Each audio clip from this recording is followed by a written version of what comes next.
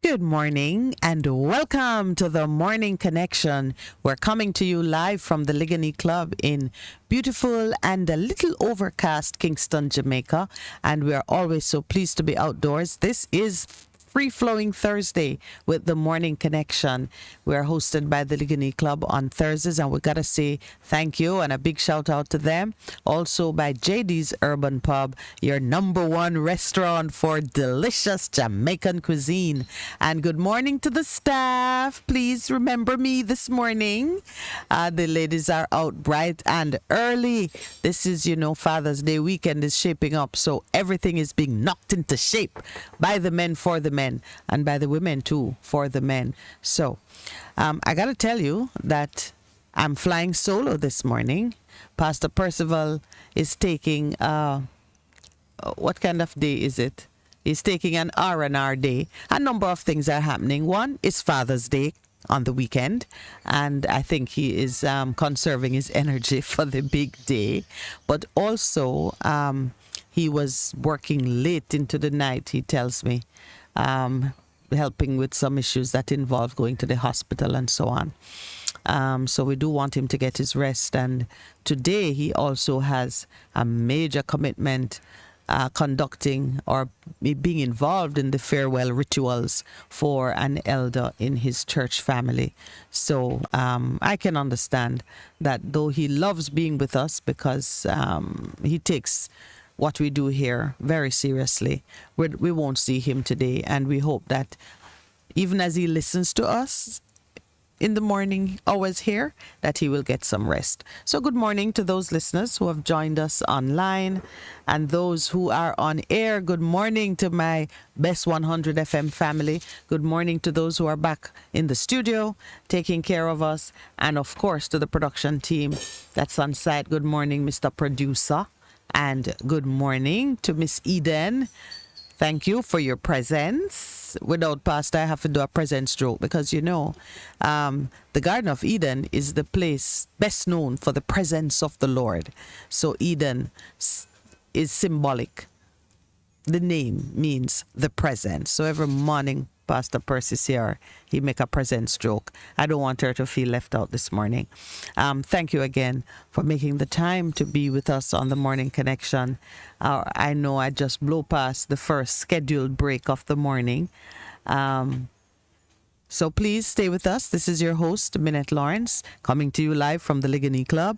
We're going to talk a little bit about the Ligony Club and what's happening here this weekend for Father's Day when we come back.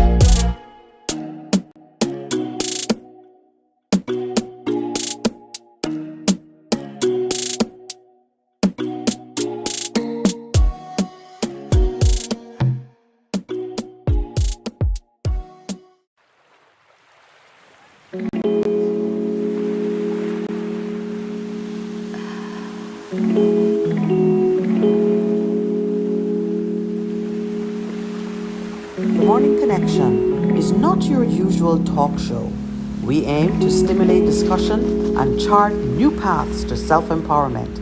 So please join us, Minette and Percy, on The Morning Connection, Mondays to Thursdays, 6 a.m. to 10 a.m. on Best 100 FM.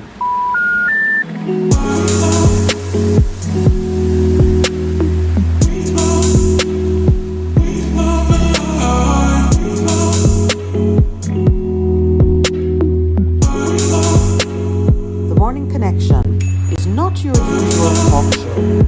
We aim to stimulate discussion and chart new paths to self-empowerment. So please join us, Minette and Percy, on The Morning Connection, Mondays to Thursdays, 6 a.m. to 10 a.m. on Best 100 FM.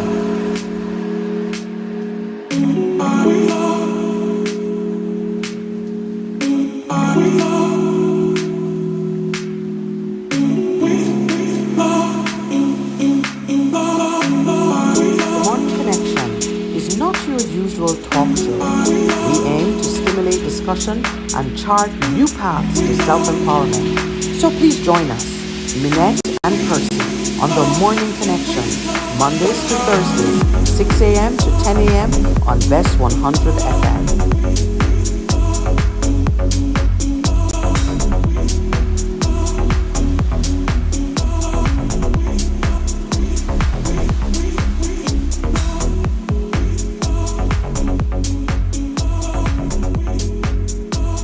Morning Connection is not your usual talk show. We aim to stimulate discussion and chart new paths to self-empowerment. So please join us, Minette and Percy, on The Morning Connection, Mondays to Thursdays, 6 a.m. to 10 a.m. on Best 100 FM.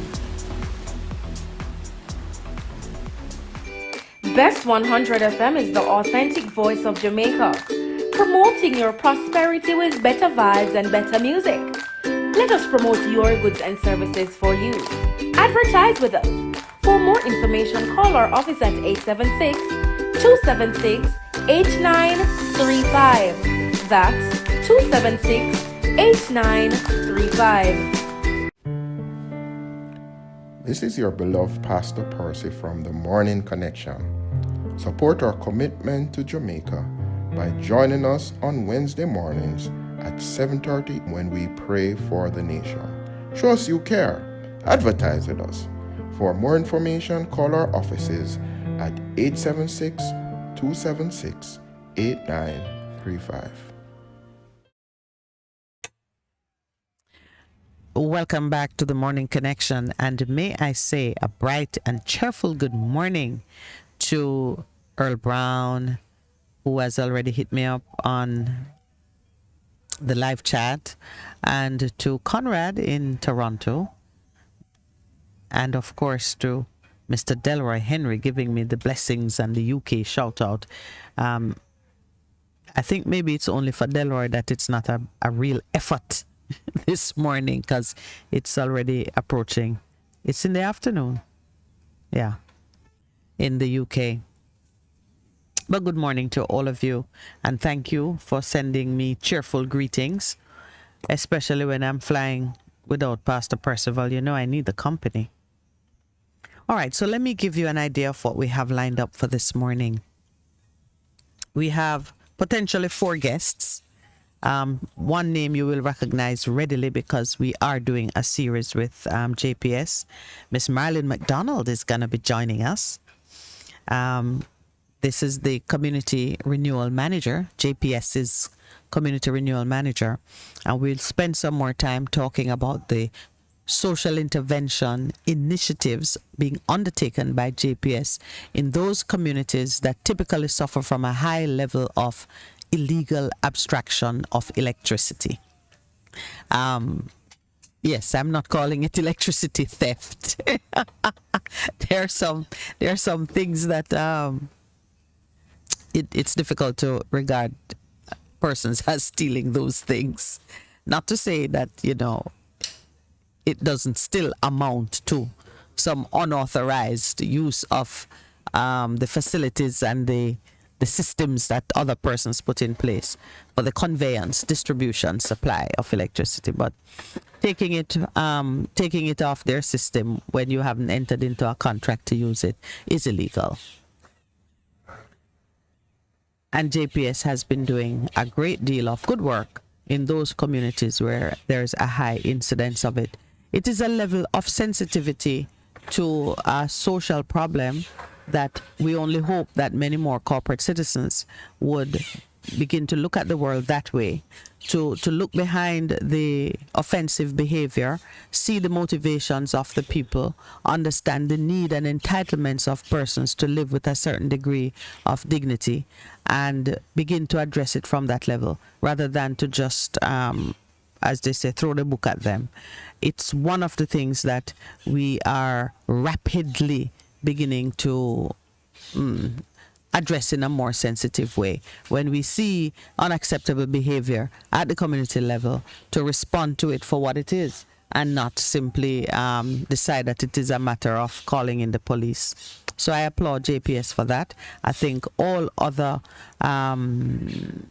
entities that provide critical, essential services need to look at what they are doing through similar lens. So all of the services which, by reason of their importance to our well-being,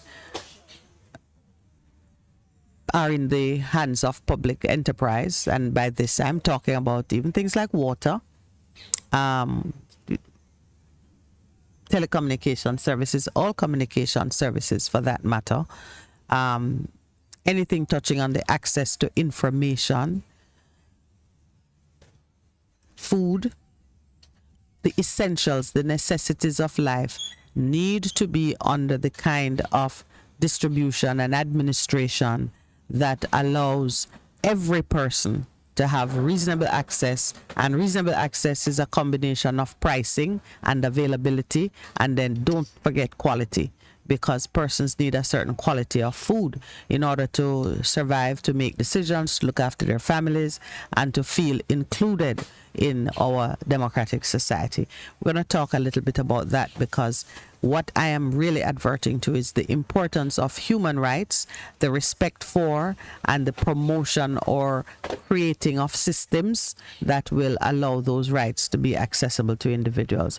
Not something we talk about a lot in the general society, but it is becoming inescapable.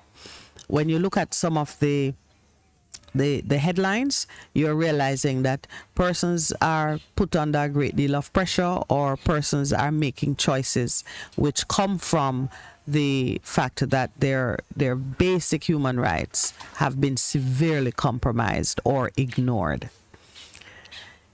You wouldn't think that the near-death U.S. border escape headline, which is on today's edition of the Cleaner, is a human rights issue, but in fact it is.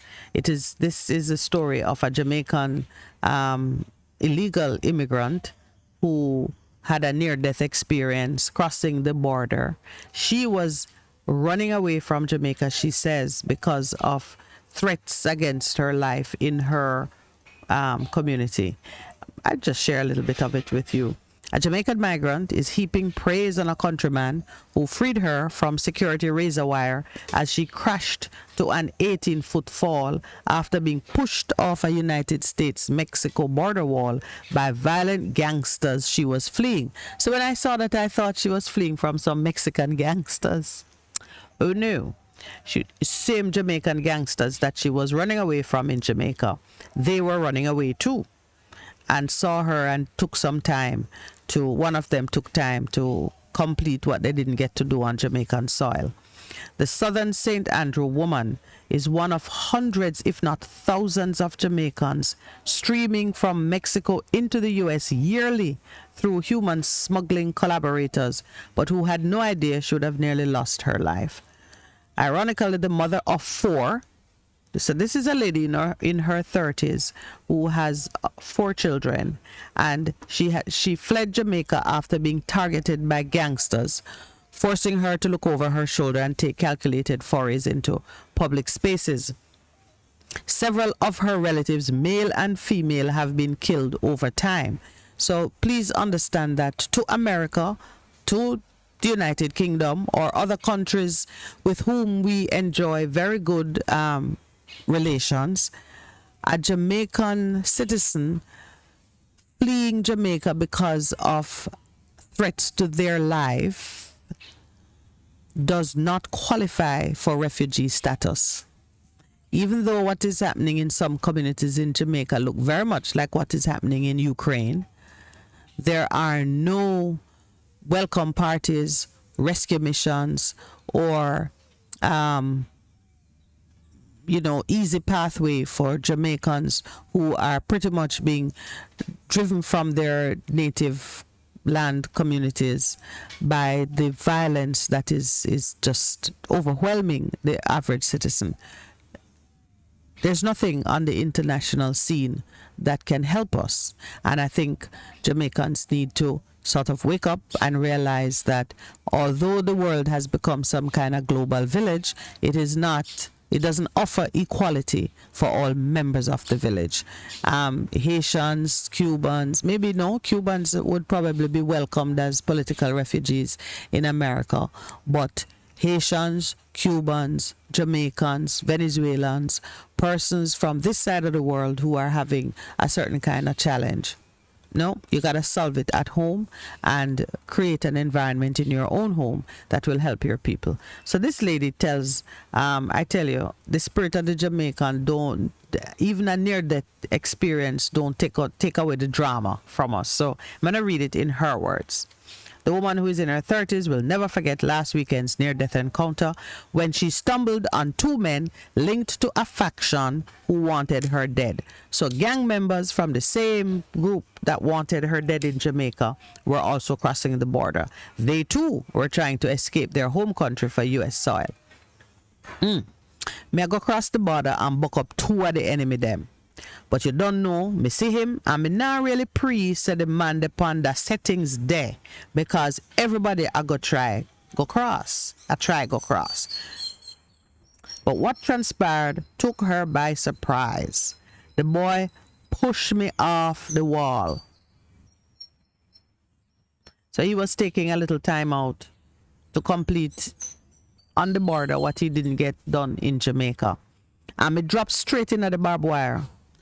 Me have life same way and me I move round, but me get a lot of cuts still. But me up, she said, after adding that she was grateful she was on American soil.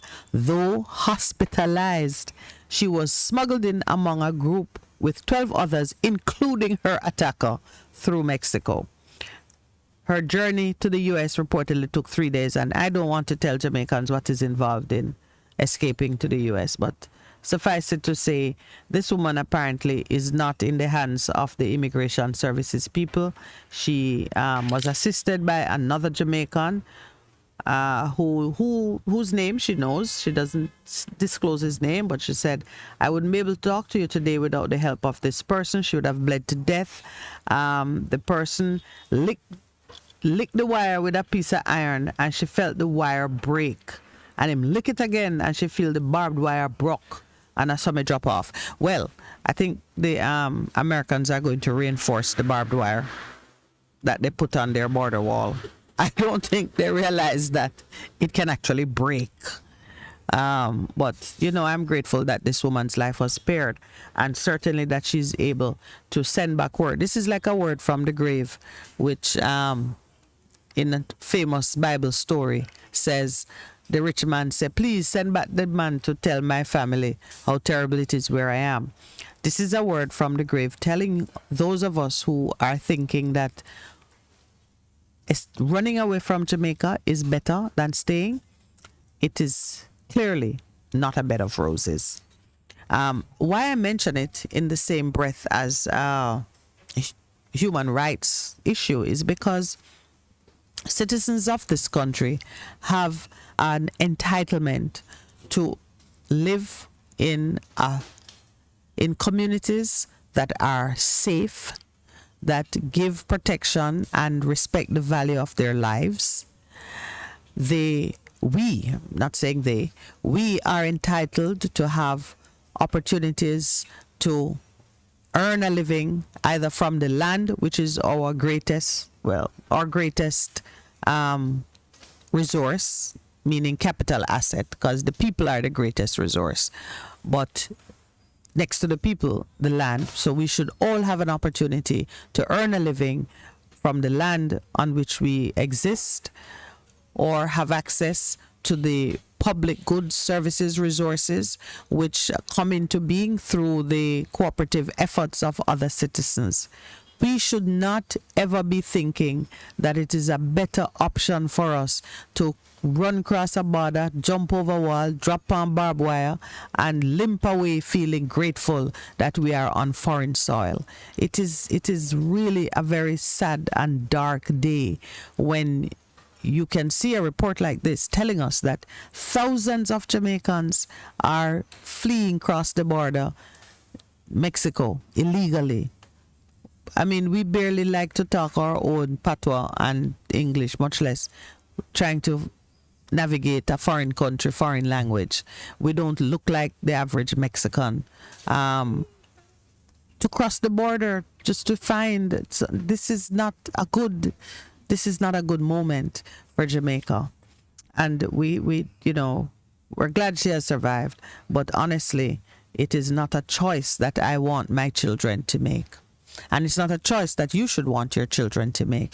So it's very important that we understand that our neighbors, our relatives, or our employees, whomever the other person is to us, has an entitlement, not a favor that you do for him or her, an entitlement, a right.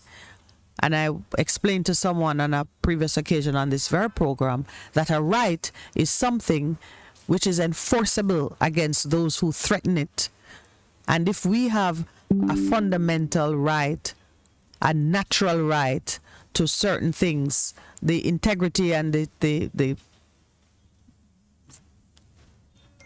what do I call it now?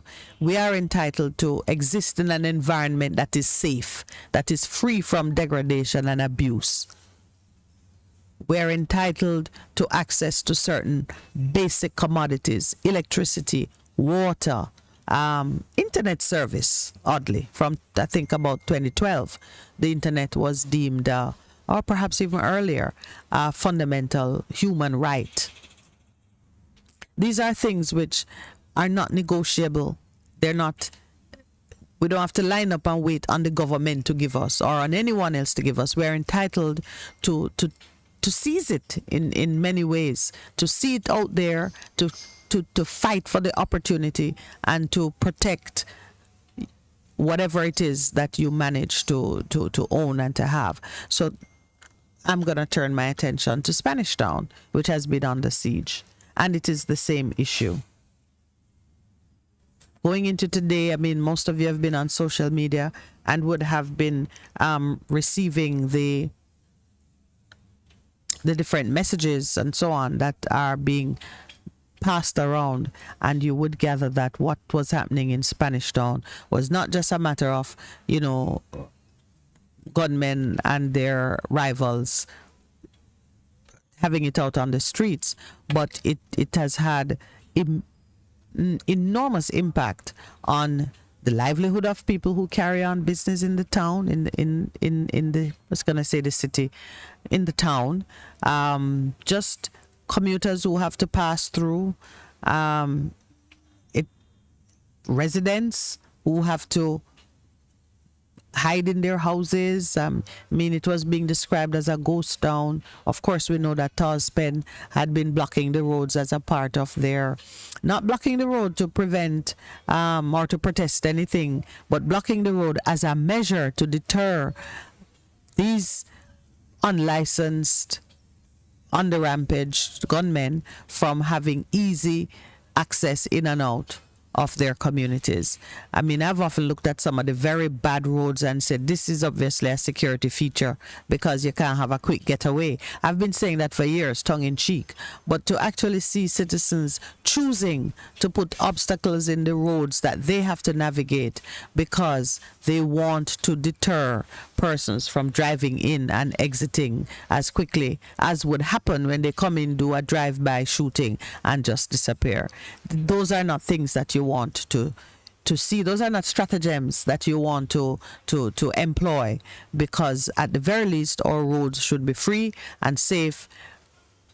Citizens, especially our children and our old people, should be able to traverse the roadways without having to navigate through these obstacles put there by citizens in an attempt to bring order to their communities.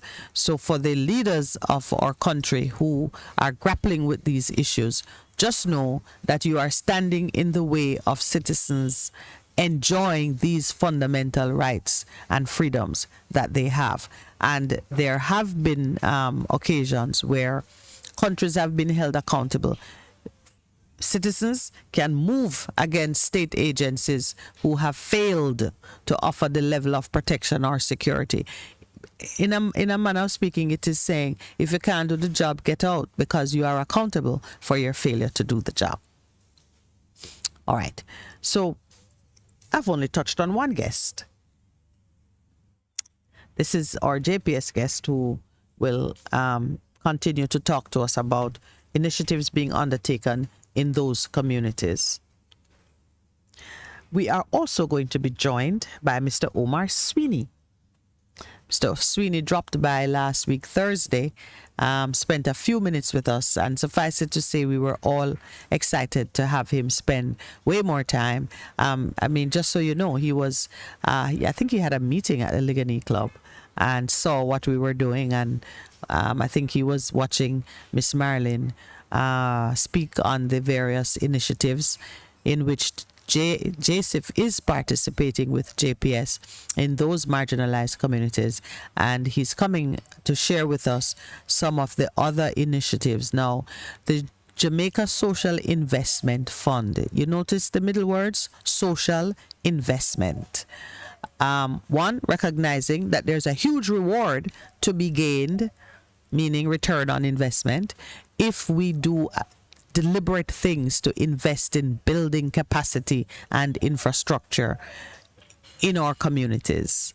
And so they are tasked with managing that aspect of a very, very laudable initiative by the government to provide financing and hand-holding and capacity building resources for certain communities. So he's going to be speaking with us this morning about what JSIF is doing, and I want those who are looking to be a part of our 1660 initiative to listen very carefully and see how you can make JSIF a part of the implementation of your community-based project. So Mr. Sweeney, we're excited to have Mr. Sweeney with us because the work he's doing is completely in alignment with what it is that we want to do.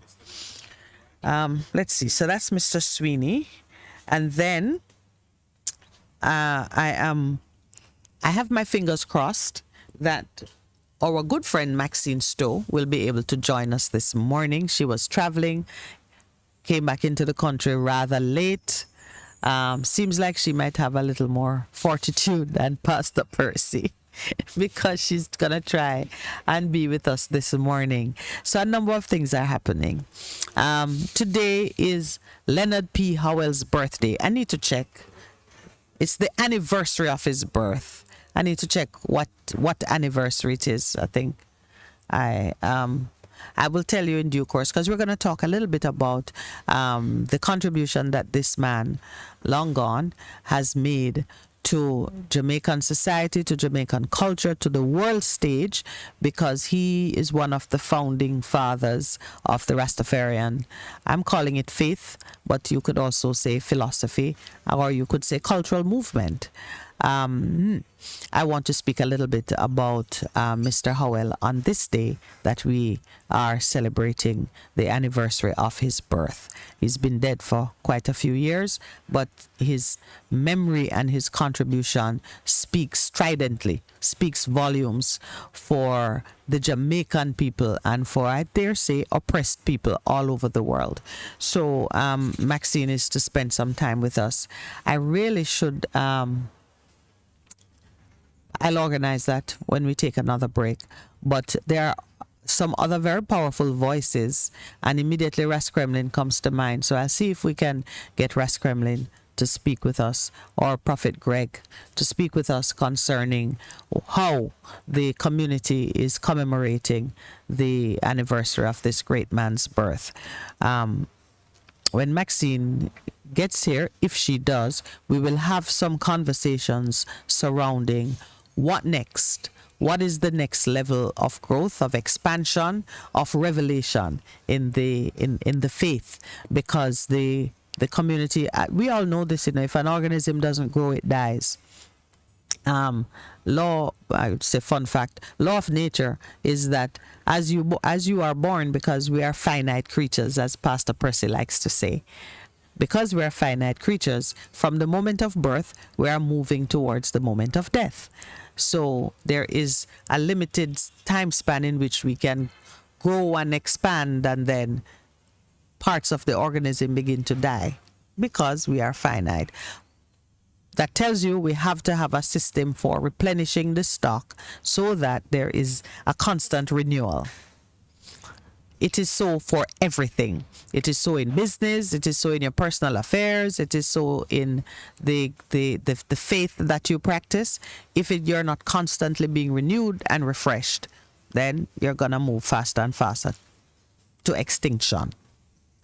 So, possibly, Miss Maxine Stowe will be with us.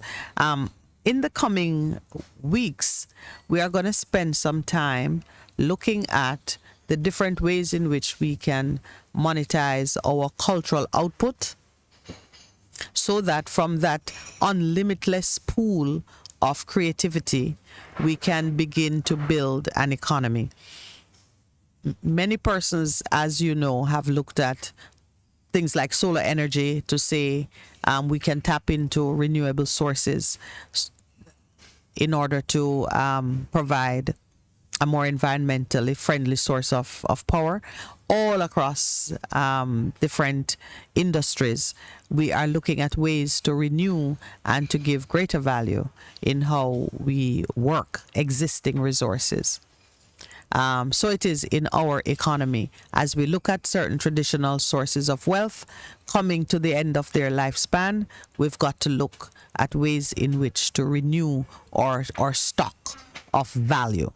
When we return from this break, this is now the 7 a.m. break. When we return, we'll continue that conversation, and then our guests will begin to arrive. So please stay with us. This is The Morning Connection with your host, Minette Lawrence.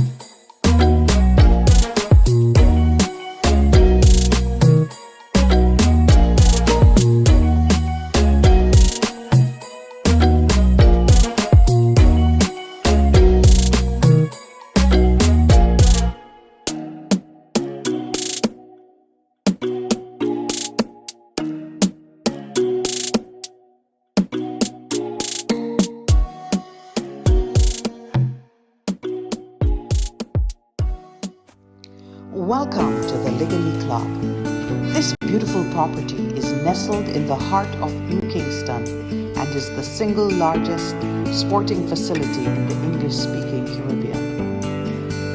JD's Urban Pub is our resident restaurant. You can trust them with all your catering requirements. Take advantage of our excellent amenities and allow yourself to be pampered by our courteous and efficient staff in the comfort of our well-appointed and welcoming public spaces. You are being invited to make this your home away from home. Take advantage of our full-service gymnasium.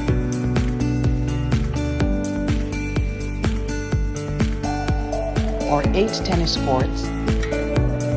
Feel free to wander through the gardens and enjoy the relaxing atmosphere of this oasis that remains as charming today as when we first opened our doors in 1910, and our large-sized swimming pool. 6 squash courts. In the evenings, relax with us in the lobby bar and lounge. Call or visit us today. We're excited to meet you. Best 100 FM is the authentic voice of Jamaica, promoting your prosperity with better vibes and better music. Let us promote your goods and services for you. Advertise with us. For more information, call our office at 876-276-8935. That's 276-8935. This is your beloved Pastor Percy from the Morning Connection. Support our commitment to Jamaica by joining us on Wednesday mornings at 7:30 when we pray for the nation. Show us you care. Advertise with us. For more information, call our offices at 876-276-8935.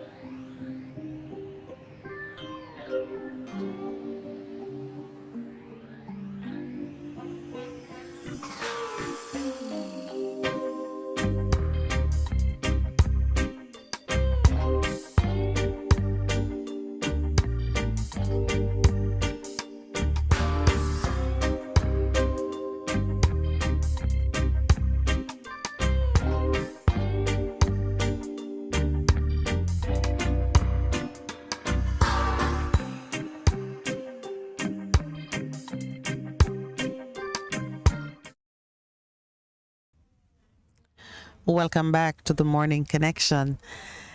Before we go into the weightier matters of the morning, I want to share with you what is happening here at the Ligani Club as they celebrate Father's Day come Sunday. JD's Urban Pub is putting on a feast. Let me give you an idea of what you can look forward to. You know, many persons have said from time to time that when it's Mother's Day, you don't have hands to fill the seats and serve the people. But Father's Day tend to be a little more laid back, and I'm not sure why that is so. It could be that the fathers are so generous to the mothers that they come out in large numbers and they pay for the activities of the day. Whatever the cause, I can tell you that if you choose to celebrate your father at JD's Urban Pub on Sunday, you will not be hungry. I want to share what's on the menu because I looked at it and it's very male. It's a man's menu. Red stripe barbecue chicken, lemon thyme chili roasted chicken, so just a little picante, spicy. Guinness crispy pork, I'm interested in that.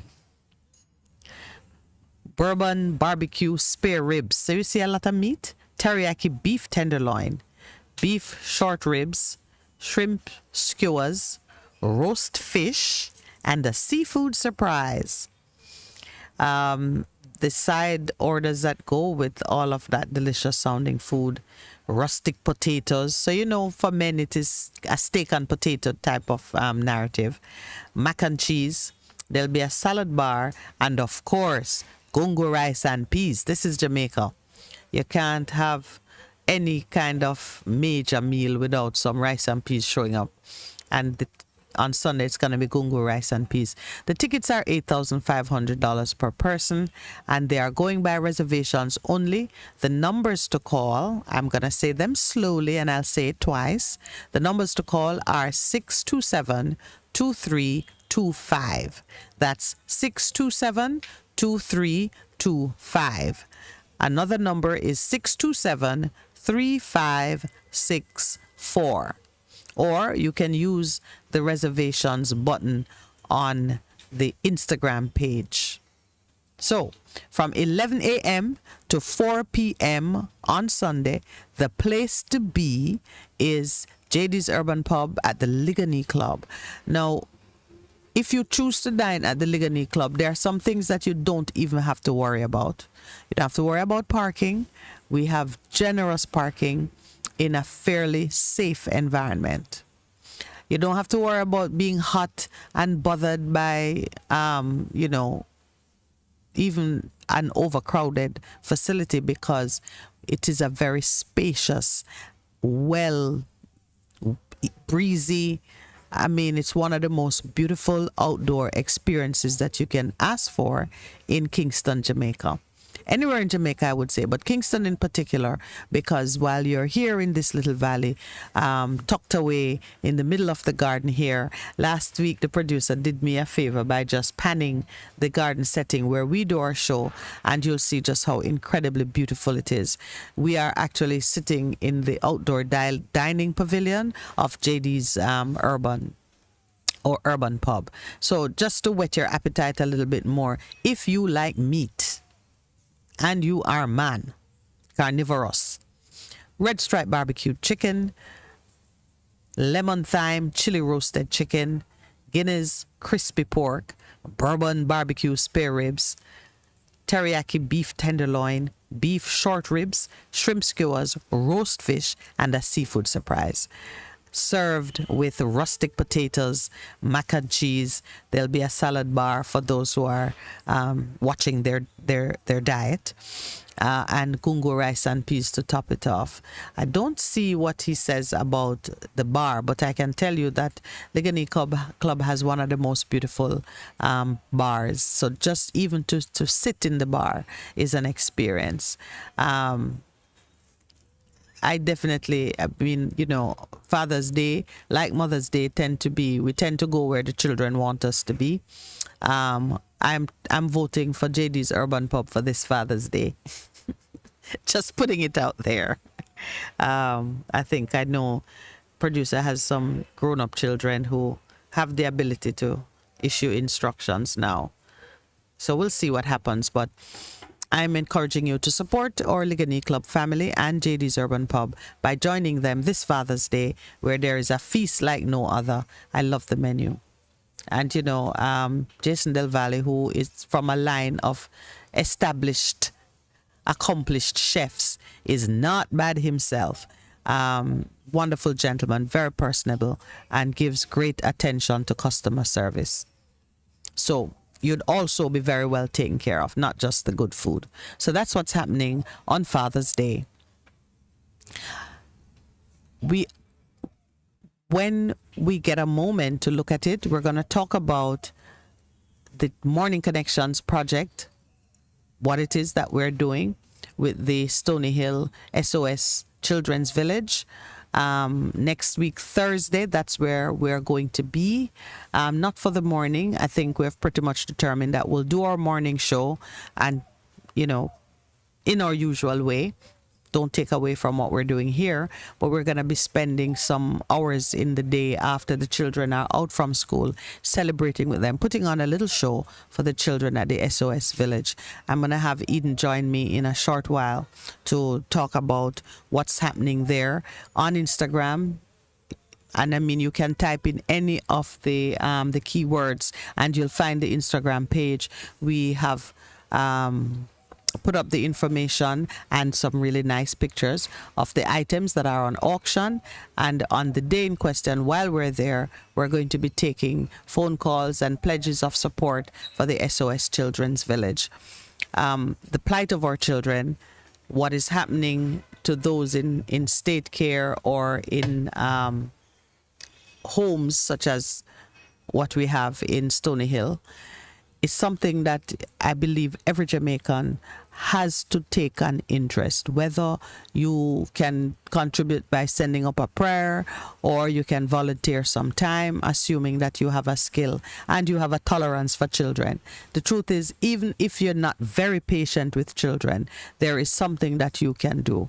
I think it is a necessity for us to express our humanity by caring and giving back and just showing that we have a heart for the experience of those who are less able or less fortunate.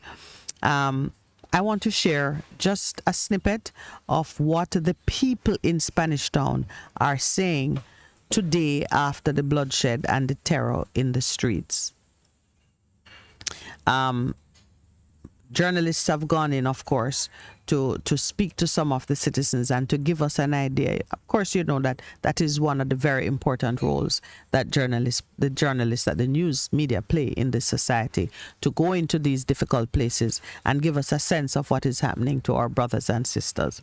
The tension was palpable in Spanish Town yesterday. I'm reading now from one of the reports.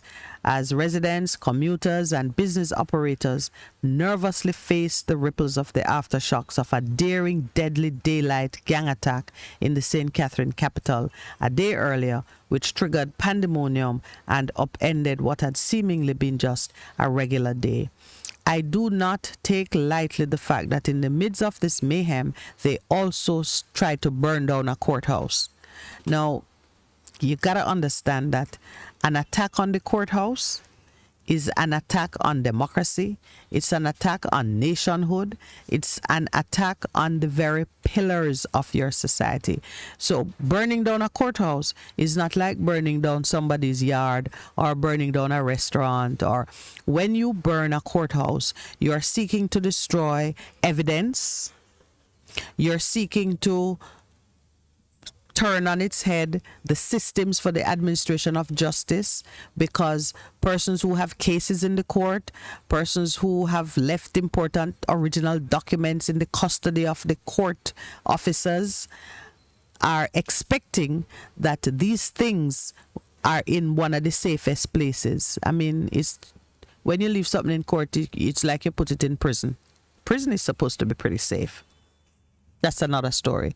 But the point I'm making is that burning down the church, the courthouse is almost as big an act of desecration as burning down a church. So anybody who set their sights on burning down a courthouse is making a very massive statement about their respect for the country and maybe even their respect for themselves. Because if you believe that you can destroy one of the foundations of your own society, then it means that you believe that you can thrive and succeed in an atmosphere or an environment of chaos. So anybody who tried to burn down a courthouse, that is right up there with like carrying out a coup. You want to tear down the system and maybe put up your own. That's not an easy decision to take. You would have had to be very, very distanced from your own moorings in the society when you turn on the courthouse. Bear in mind, a courthouse is a place where you're not even supposed to talk loud in the vicinity of it. And the truth of the matter, even as I say that, I can understand why burning down a courthouse would seem like a way to fix a problem by somebody who might have a problem in court, where their one problem makes it feasible in their mind to take down the whole courthouse that is necessary for the adjudication of issues that affect all of the citizens in a particular area. If you look at the activities that are carried out around our courthouses or hospitals, all the places where traditionally we are supposed to restrict our movement, lower our voice, all those places where we should be mindful of the sacred nature or the importance of the activities that go on inside the buildings. Take a tour around Jamaica. Well, I wouldn't even say Jamaica, because maybe in some of the rural communities, though, where not a lot of activity is taking place anyway, you might find that there is quiet in the vicinities of the hospitals, of the maybe even of the police stations, and certainly the courthouse. If you drive through downtown Kingston, which is kind of like, if you ever want to take a snapshot of what's going on in Jamaica, visit downtown. I tell you, you're sitting in court, you hear the horns blaring. It's supposed to be a no horn. It's supposed to be a quiet zone. You hear horns blaring, you hear people shouting and cursing and talking loud. Every kind of commercial activity is going on right on the doorstep of the court. And like now, when you are in the vicinity of the courts, you will also see homeless persons have taken up residence on the pavement. I don't blame them, but I'm telling you, that's what you see. Homeless persons with their bedding and their different things, and some vendors are also in the immediate vicinity. And for sure, there is no one standing guard to maintain the kind of order that you would expect to see. So it's not at all surprising that in 2022, somebody would try to burn down the courthouse in Spanish Town. If you're killing the people, then burning down the courthouse must seem like a very small step. But I'll tell you, it is a massive step in the direction towards chaos. Anyway, the fright was still evident yesterday, and everyone kept their eyes peeled. Oh, Gleaner, I'm chastising you for this. If you have your eyes peeled, it's not PEALED. I cannot believe this is as bad as burning down the courthouse. On the front page? No, on page 2 of the Gleaner. Oh boy, it has escaped everybody's attention that do the editorial work that if eyes are peeled, it is not PEALED. PEALED is what the bell does. The bell tolls, peels, ring. Peeled would be PEALED, like you peel back your eyelid so it open all the time.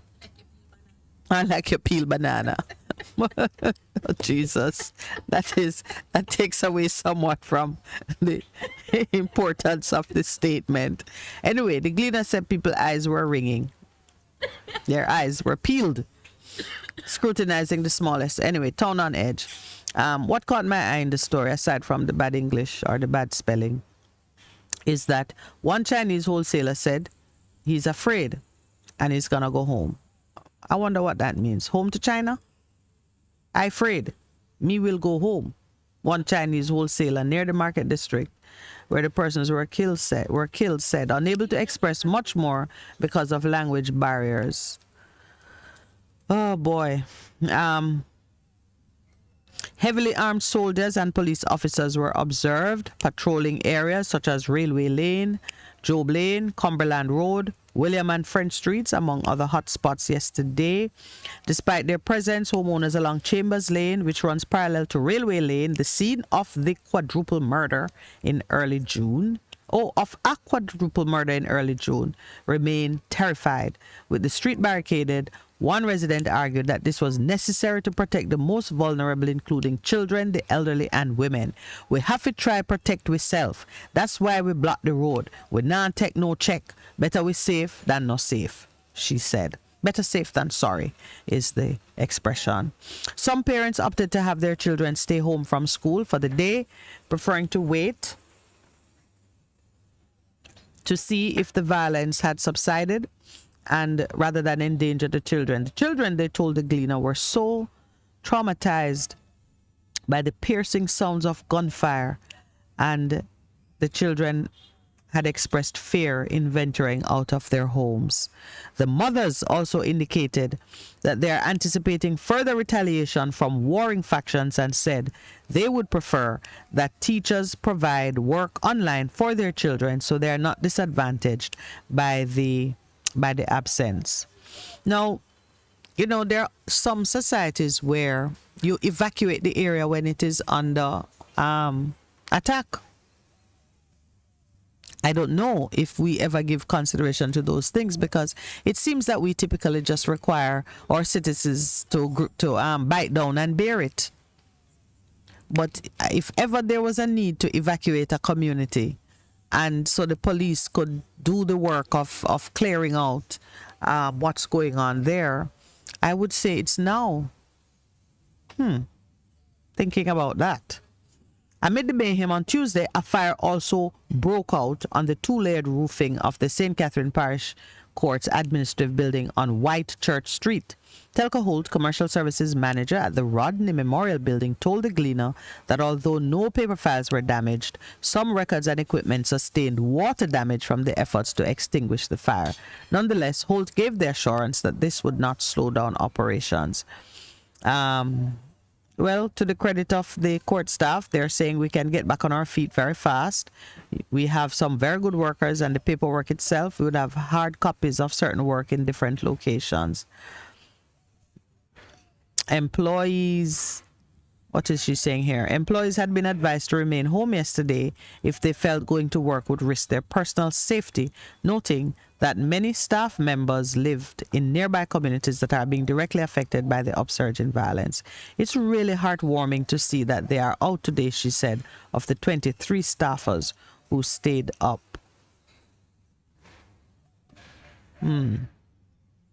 At that point, no, I'm not sure if she's talking about some other business or she was talking about the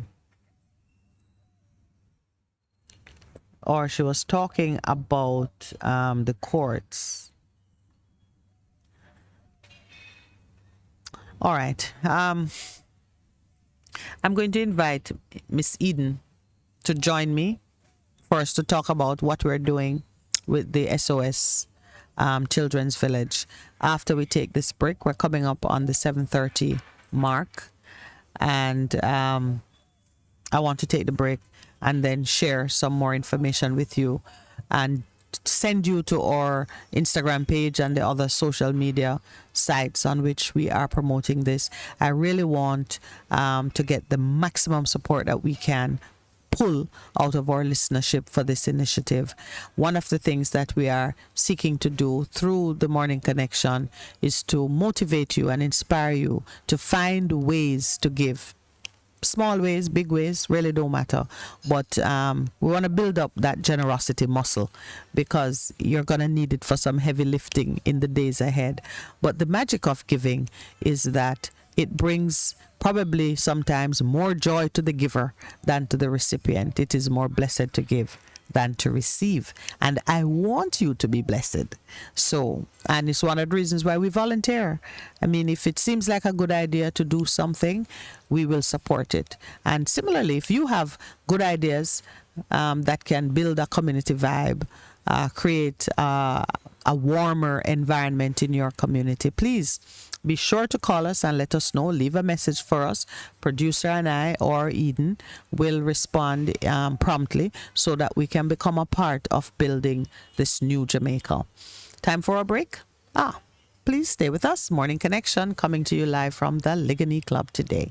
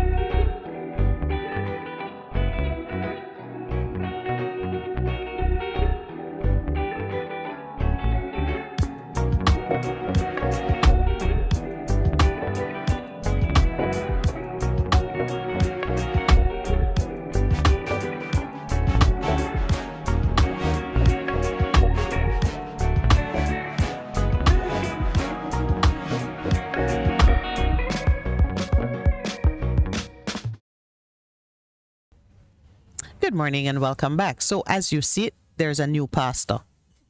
Pastor Eden. Welcome, welcome, welcome. Thank you so much. Good morning. All right, so you've been having fun working behind the cameras with the producer. And let me make a confession, everyone. I am operating on 2 hours sleep. I was working right up to about 2 o'clock, 2 a.m. But there was no way I was going to miss coming out to, do this today. And then to discover that Pastor had a similar hardship tour and was unable to make it. So I'm very grateful to be joined by someone who is just about half my age and therefore much stronger and able. And hopefully she had a full night's sleep. How are you, Eden? I'm doing well, thank you. And I don't have to ask you how you're doing. You're sleep deprived. Is it showing? No, it's not. You didn't have to confess. Yeah, all right. This is just in case I mess up with you. You have to you have to carry the weight.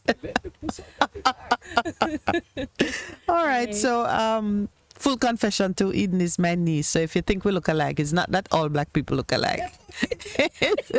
It's because it's nepotism. says my producer husband. Oh my goodness. It's not getting any better here. No. If we keep talking, you see a child pop up in the background who's also working with us. It's a family affair here. And so it is at the SOS Children's Village. Right. I pulled up the screen about Mr. Herman Meiner. Herr Meiner. Of German fame. Let's see, when did he die? Well, let's see what this is saying. Anyway, Mr. Meiner is responsible for, how many villages are there now? You and I had checked it out recently. Quite a few. Like well over 200. Right. It surpassed that number. Yeah.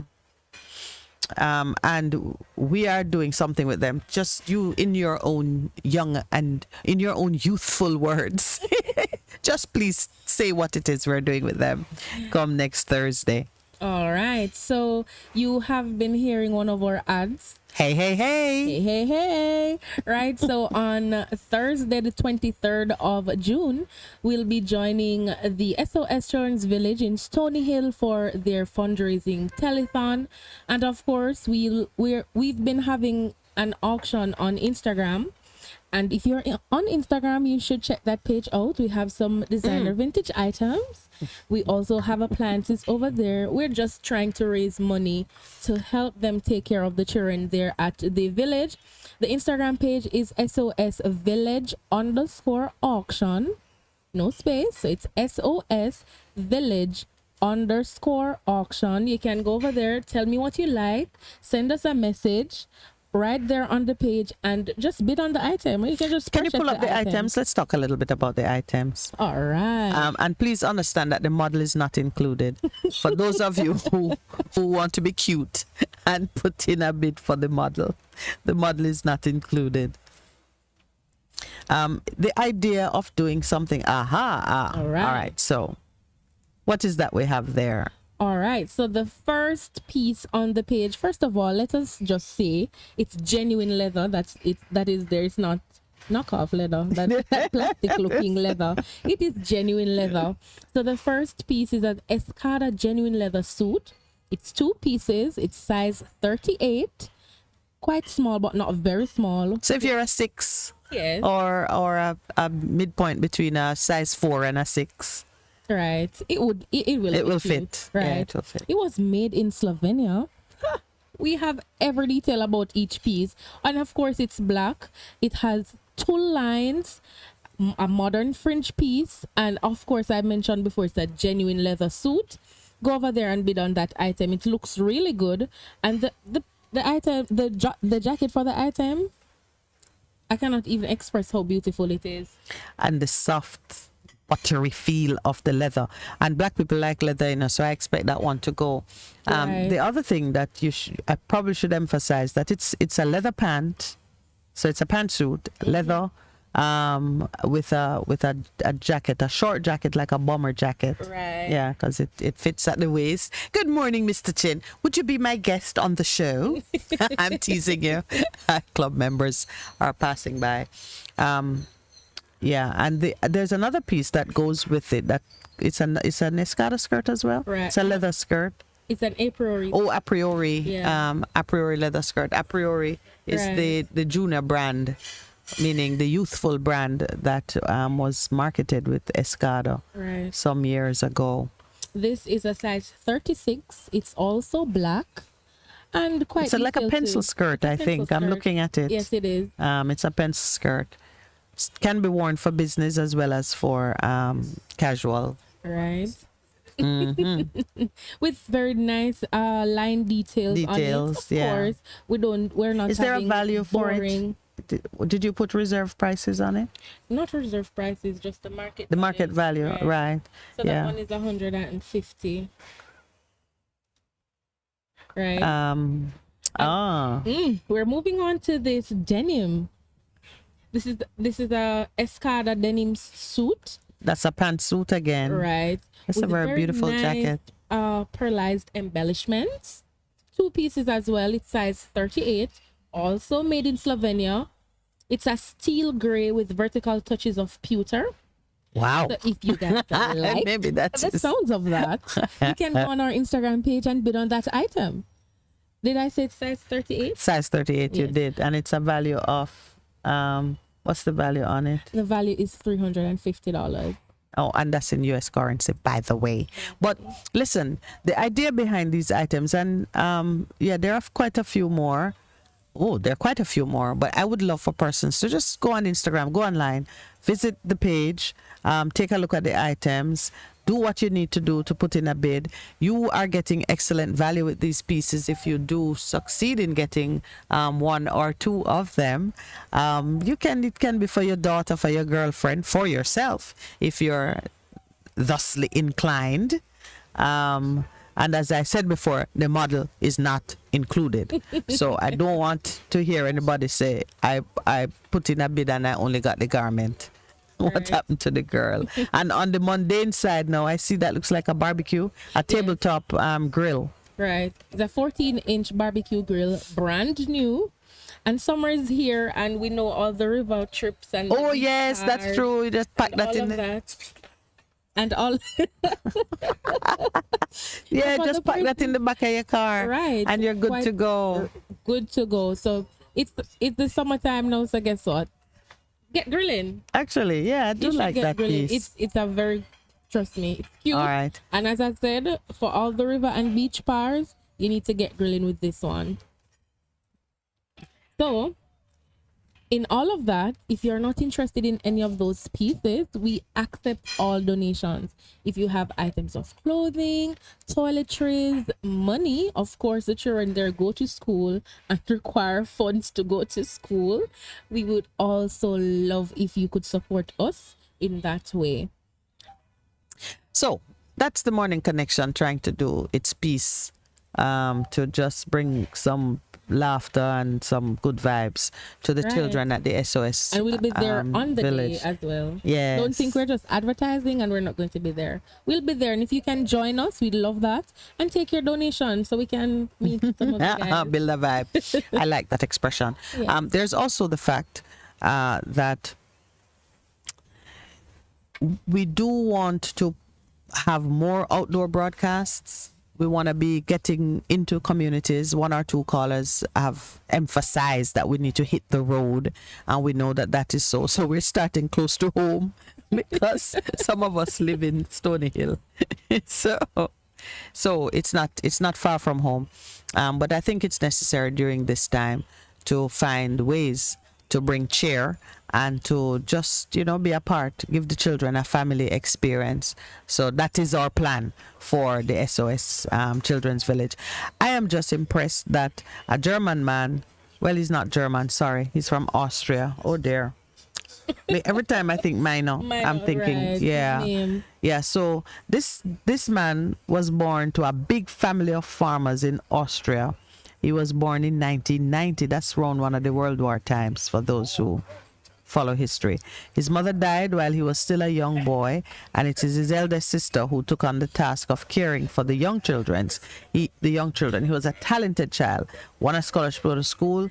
He knows all about war orphans and homeless children, and he used the equivalent of $40 to start the first Children's Village Association in 1949. This would be after World War II. Well, In the same year, the foundation stone was laid for the first SOS Children's Village in the Tyrolean region of Austria. I'm just showing you how someone across the world, way across the world, with a heart to do something for the children who were left destitute and ravaged after the war, continues to have an impact in Jamaica. right. And across the world, as you mentioned earlier, with just $40. Of course, the value was more in that time. But he started But still, somewhere, yeah, and it has widened, because we have two of those villages in Jamaica. We have one in Stony Hill and one in Montego Bay. Right. And so let's see. There's now a total of 233 SOS villages in 85 countries. I'm just saying, you can start small. You can start small, and your idea can have global impact. What ideas do you have that might have global impact? I know I've taken you off script. I can't resist. I'm warming up. Me on the spot. I'm warming up. I mean, But do you think in that way? I mean, is that a current thing? I know that when I was like, in my teens and so on, right. I kept having grand ideas that would have national impact. I wasn't thinking global impact, right. but national impact. I was, always very curious about the workings of things and how, if you did it right here, you could expand it into other areas. I'm just curious if there's any idea you have that we can work with you on to give it an impact beyond where we are. Is it time for us to be? I saw you waving at us. Oh, okay. I've honestly always wanted to start a charity, and that was influenced by me going to Father Holong and Friends events, and even visiting the children that they had in Bethlehem, but the place that yes, that's what's it's in called. Bethlehem, right? So I used to go there and feel so bad and be like, oh, there are more people who need help. Meaning you were moved with compassion, right? Because feeling bad and not not feel bad. Let me use better words. Yes, please. I was influenced to and be a part of that type of thing, that community, to help. So of course I wasn't thinking global impact, but to start somewhere in Jamaica. Well, the truth of it is, I have no doubt that when Mr. Minor laid the first stone, he wasn't thinking globally. Right. You start small, and a good idea will really develop legs and grow. Let me say good morning to Ras Asta Black. And he's saying Spanish Town is a small family community. They all play with guns together. Families protect each other. Government keep the doors of learning open, guns shooting or not. That sounds like a tongue-in-cheek type of comment, but I take his point. Yeah, I take the point though that Poetry. Yeah, the doors of learning should never be closed. Let me just hear what's going on here now. All right. Delroy Henry said, Miss Lawrence, Mr. Percy divorced you today.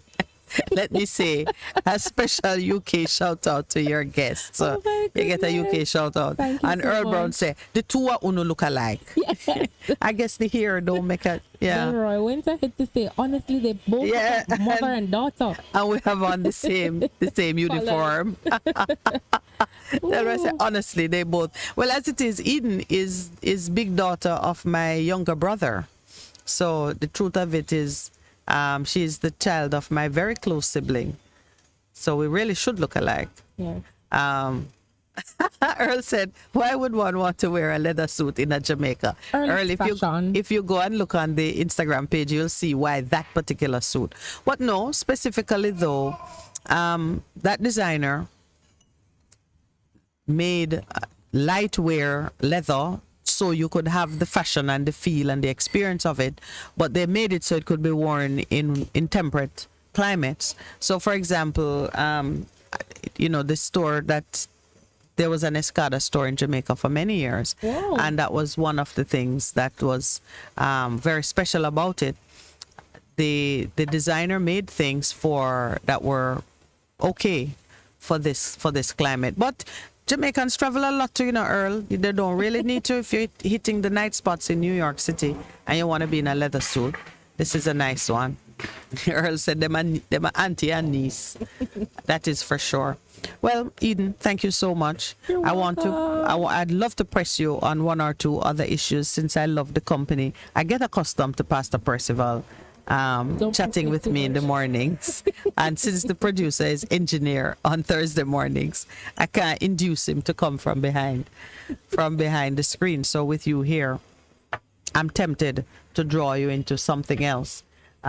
We have been doing a lot about digital literacy, and you have been contributing and updating quite a bit of what we do here to get the word concerning the morning connection out. When you see being reported in the news these instances of cyber fraud and, people's personal accounts being hacked, and is it something that is on the mind of young people? I mean, does it matter, or are the younger folks cultured into accepting the risk and working around it? I mean, does it shift your confidence in being online as much as I see? Almost all our news come from online. I've not ever seen her with a paper in her hand reading anything. Which is true. When you say if it shifts our confidence, is it a question of, are we worried? Yes. Are you worried about it? Are you going on nervously saying, "Dear God, I hope I don't lose something this time"? Or, I mean, I still see people doing sharing risque. I don't see them doing it, but I hear of it. Photos of themselves and, a lot of posting. And I notice every meal that is presented to you, you take a picture. And so there's a great deal of comfort. I just want to know, how do you feel about the risks? My comfort online really comes with knowing the risk and knowing what I should not do online. So you will never see me posting my location online. If I'm doing something with banking online, I do the necessary checks. So I'm checking if the website is actually the bank's website. I'm doing different things. I'm ensuring that whatever I'm doing, it's not fraudulent, or it's not a copy of what the real thing is. Would you have been caught in that recent NCB escapade where persons were seduced into going to a site and blah, blah, blah? Would that have caught you? It would not have caught me, because when I go on the site, I'd be looking at the URL. When I saw the URL that was there, if you're not looking or if you don't know, you would not have recognized it. But I recognized it wasn't the URL from NCB, as well as... All right. So how would one check a URL? What would you expect to see? The fonting of it, sometimes it looks really weird, as well as the spelling are quite off a lot of times, and the bank's name was not even in the URL. So it's some weird combinations of letters. However, the page looks like the NCB page. The only way I would have been caught if somebody gave out my information. I would not have been caught otherwise. But I'm gonna ask you, what's the URL? How would you describe the URL to the uninitiated? Okay, the URL.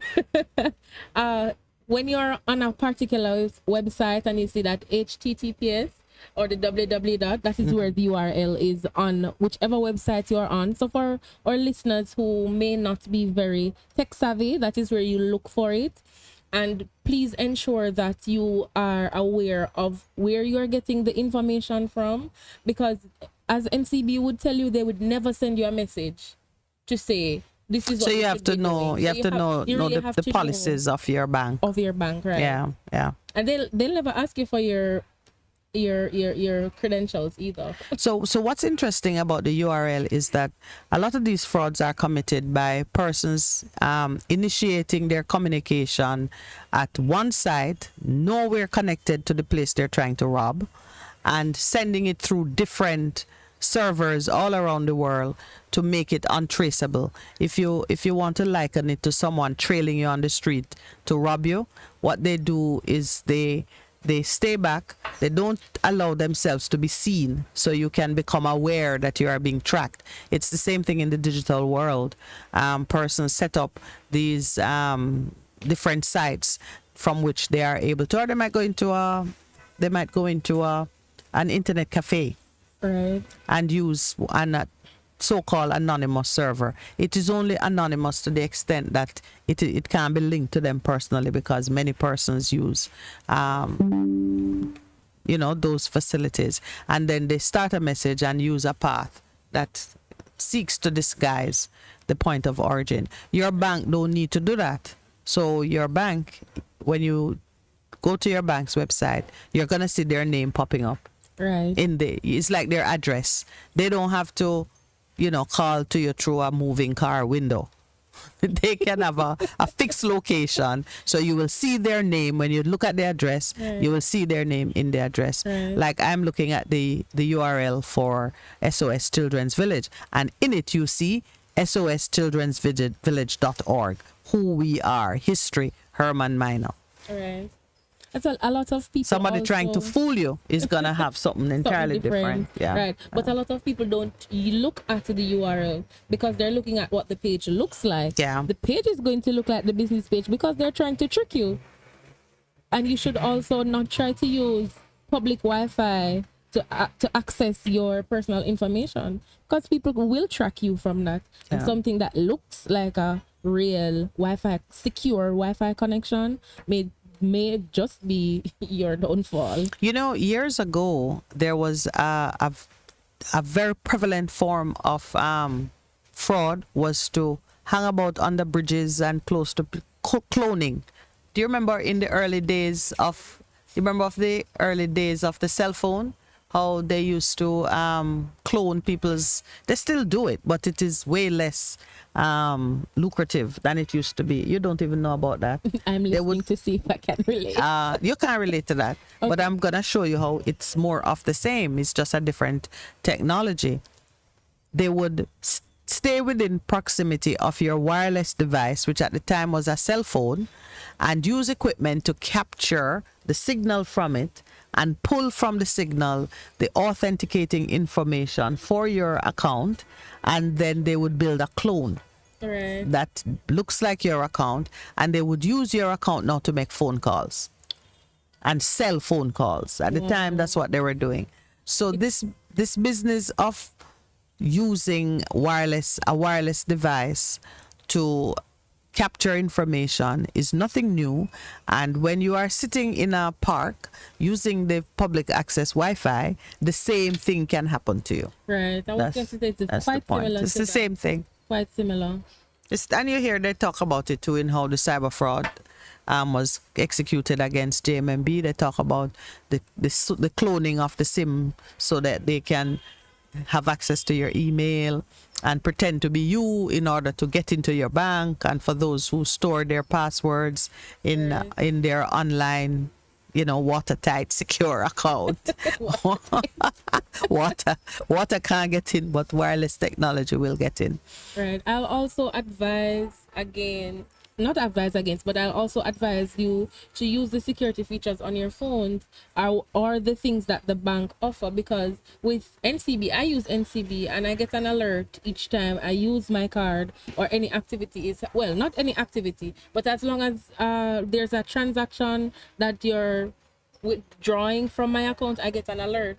So use the security measures to tighten the security And on your yeah, and on the legal side, please bear in mind that if you are out there winging it and not taking advantage of the security features provided by your service provider, whether it's your bank or your phone company, and you suffer a loss, please don't think they're gonna pay you any mind. right. Because like with NCB and maybe one of the other banks, the first response is, but they only got to steal your money because you were careless. You gave it up. Yeah. Those are the kinds of responses that you're going to get because nobody's paying to insure your money. And therefore, when you suffer loss by reason of your own carelessness, negligence, or ignorance, you're on your own. We got the signal to take a break. All right, please stay with us when we return. Mr. Sweeney is here, the Jamaica Social Investment Fund that we've been talking about, and just excited to hear a little bit more of what they're doing. So please stay with us. We'll be right back.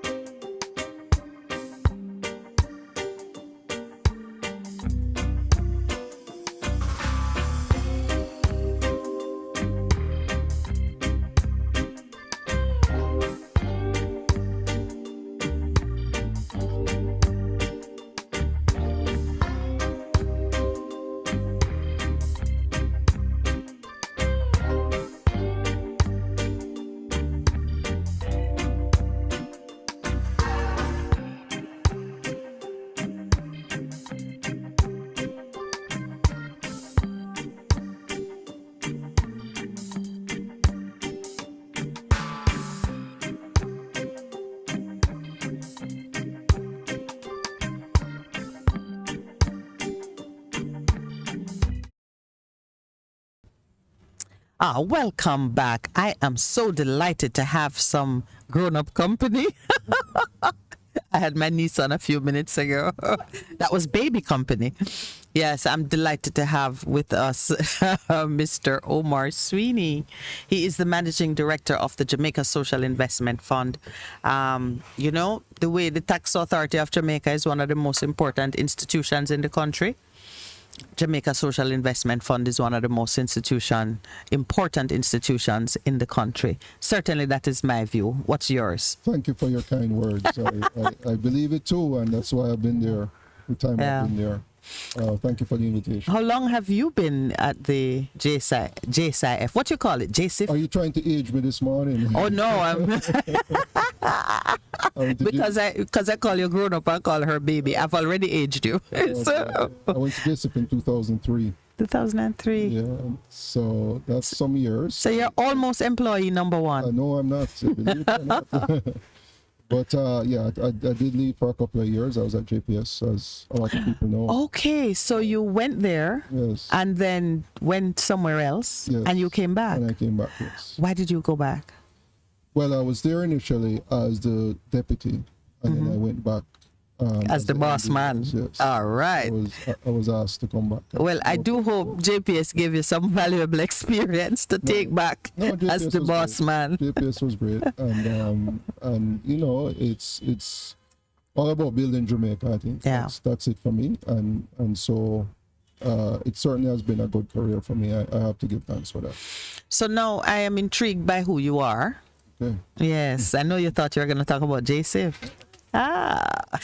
You're very able communications lady. Must be having a heart attack now. Oh no, I'm sure it's fine. I'm sure she's She knows that you're good. You can talk about yourself. I'm curious about who you are because it takes a certain personality, heart, and training to have such a love for the underserved, the people of Jamaica. It's very easy to work with JPS but to leave JPS and go back to a fund that is geared towards poverty alleviation. Give me a few of the things that are top of the list for JSIF. Poverty alleviation is our mandate. And we actually work and target the underserved communities of Jamaica. Yes. And underserved is defined by the Planning Institute's poverty map. They actually map the entire country. And they have quartiles. They call them quartiles. Yes. 1, 2, 3, 4. Yes. And quartile 4 communities are what they're considered to be the poorest of the poor. And many Jamaicans listening will say, you know, who's poor, you know, but yeah. But it's the poorest of the Poor is relative. Yeah. It's the You poorest know, of the poor. let's look at it this way now. A millionaire is considered poor by a billionaire. Absolutely. So it's all relative. Absolutely. And there are pockets of poverty in Jamaica. I want us to talk a little bit about how poverty is defined, because earlier this morning I was looking at some of those fundamental human rights which persons are entitled to participate in, to enjoy, and to have. And we may not readily realize that we might be rich in one area and live in abject poverty in another sense because those rights have been compromised or are nearly non-existent. So what's happening in Spanish Town, for example, and why it's happening, and the way that people are forced to live. Even if in Spanish Town today you are an employed, you know, well-adjusted, can take a vacation twice a year, my children all go to good school. If you are hiding in your home, can't come out, can't go work, can't go to the supermarket and buy something safely, poverty, whether we want to. Anyway, that's my soapbox. I do want to engage you on that. So who is the man that stands at the helm of it? What about you makes you so well suited for that job? Oh, I'll tell you, I actually was recruited back to Jamaica. I lived overseas. I studied overseas. I lived there 15 years. Okay, so would you say you are a product of the diaspora, the Jamaican diaspora? No, I went to high school, went to Wilmers here. Yes, okay. And then I went to college to study engineering. Even after 15 years overseas, you still say, I'm Jamaican, born and bred. I just sojourned elsewhere for a spell. I think that in my young maturity, I call it that, I had more of a passion for the development of Jamaica Okay. than what I was doing in the United States. I was doing great projects. What were you doing in the United States? What's your core skill training? I'm a civil engineer. Civil engineering. Yes. All right. But I've always been attracted to social development. You know, actually, I took a diploma in university in the social sciences. Okay. And so the way I view the world and the way I view people and how people live, I think, you know, I have this strong belief that people should have opportunities to live their best life, you know. And not everyone has to be rich, but I think everyone should be able to realize their ambitions. To exercise a choice, Yes, and be able have to those pursue choices. it. Yes. And so when I was recruited back into Jamaica, not by JSIF, I was actually recruited by the UDC. And when I was here considering that option, at that time I learned about JSIF, you know, and even then I did not know the depth of the organization. At the time, JSIF was about 5 years old. Yeah, it would have been fairly new. Yeah, they were about 5 years old at the time. And Scarlett Gillens, the managing director at that time, Yes. you know, I did a little bit of research, and I thought it would have even been for a short time, really, to get exposed to that sort of environment, right? You know? And so I did take the decision to go to JSIF, not expecting to be there for really a long time as a civil engineer. So how long did you stay for your first stint? I was there 9 years. 9 years. Yes, That is, yeah. yes. I was there 9 years, and at you that loved time, it. Felt every single limited. day was a new challenge. You know, we went through a lot of things. Yeah. Hurricane Ivan, you know, because in those years, you know, the early 2000s, you're talking about Hurricane Ivan, Hurricane Dean. There were a lot of persons affected. A very busy time. And at that time in Jamaica, we had a lot of access issues with the poor. Access to education, access to health, access to water and sanitation. And so in the communities that we worked, we did a lot of infrastructure-based projects to bring those services to the poor. So Right.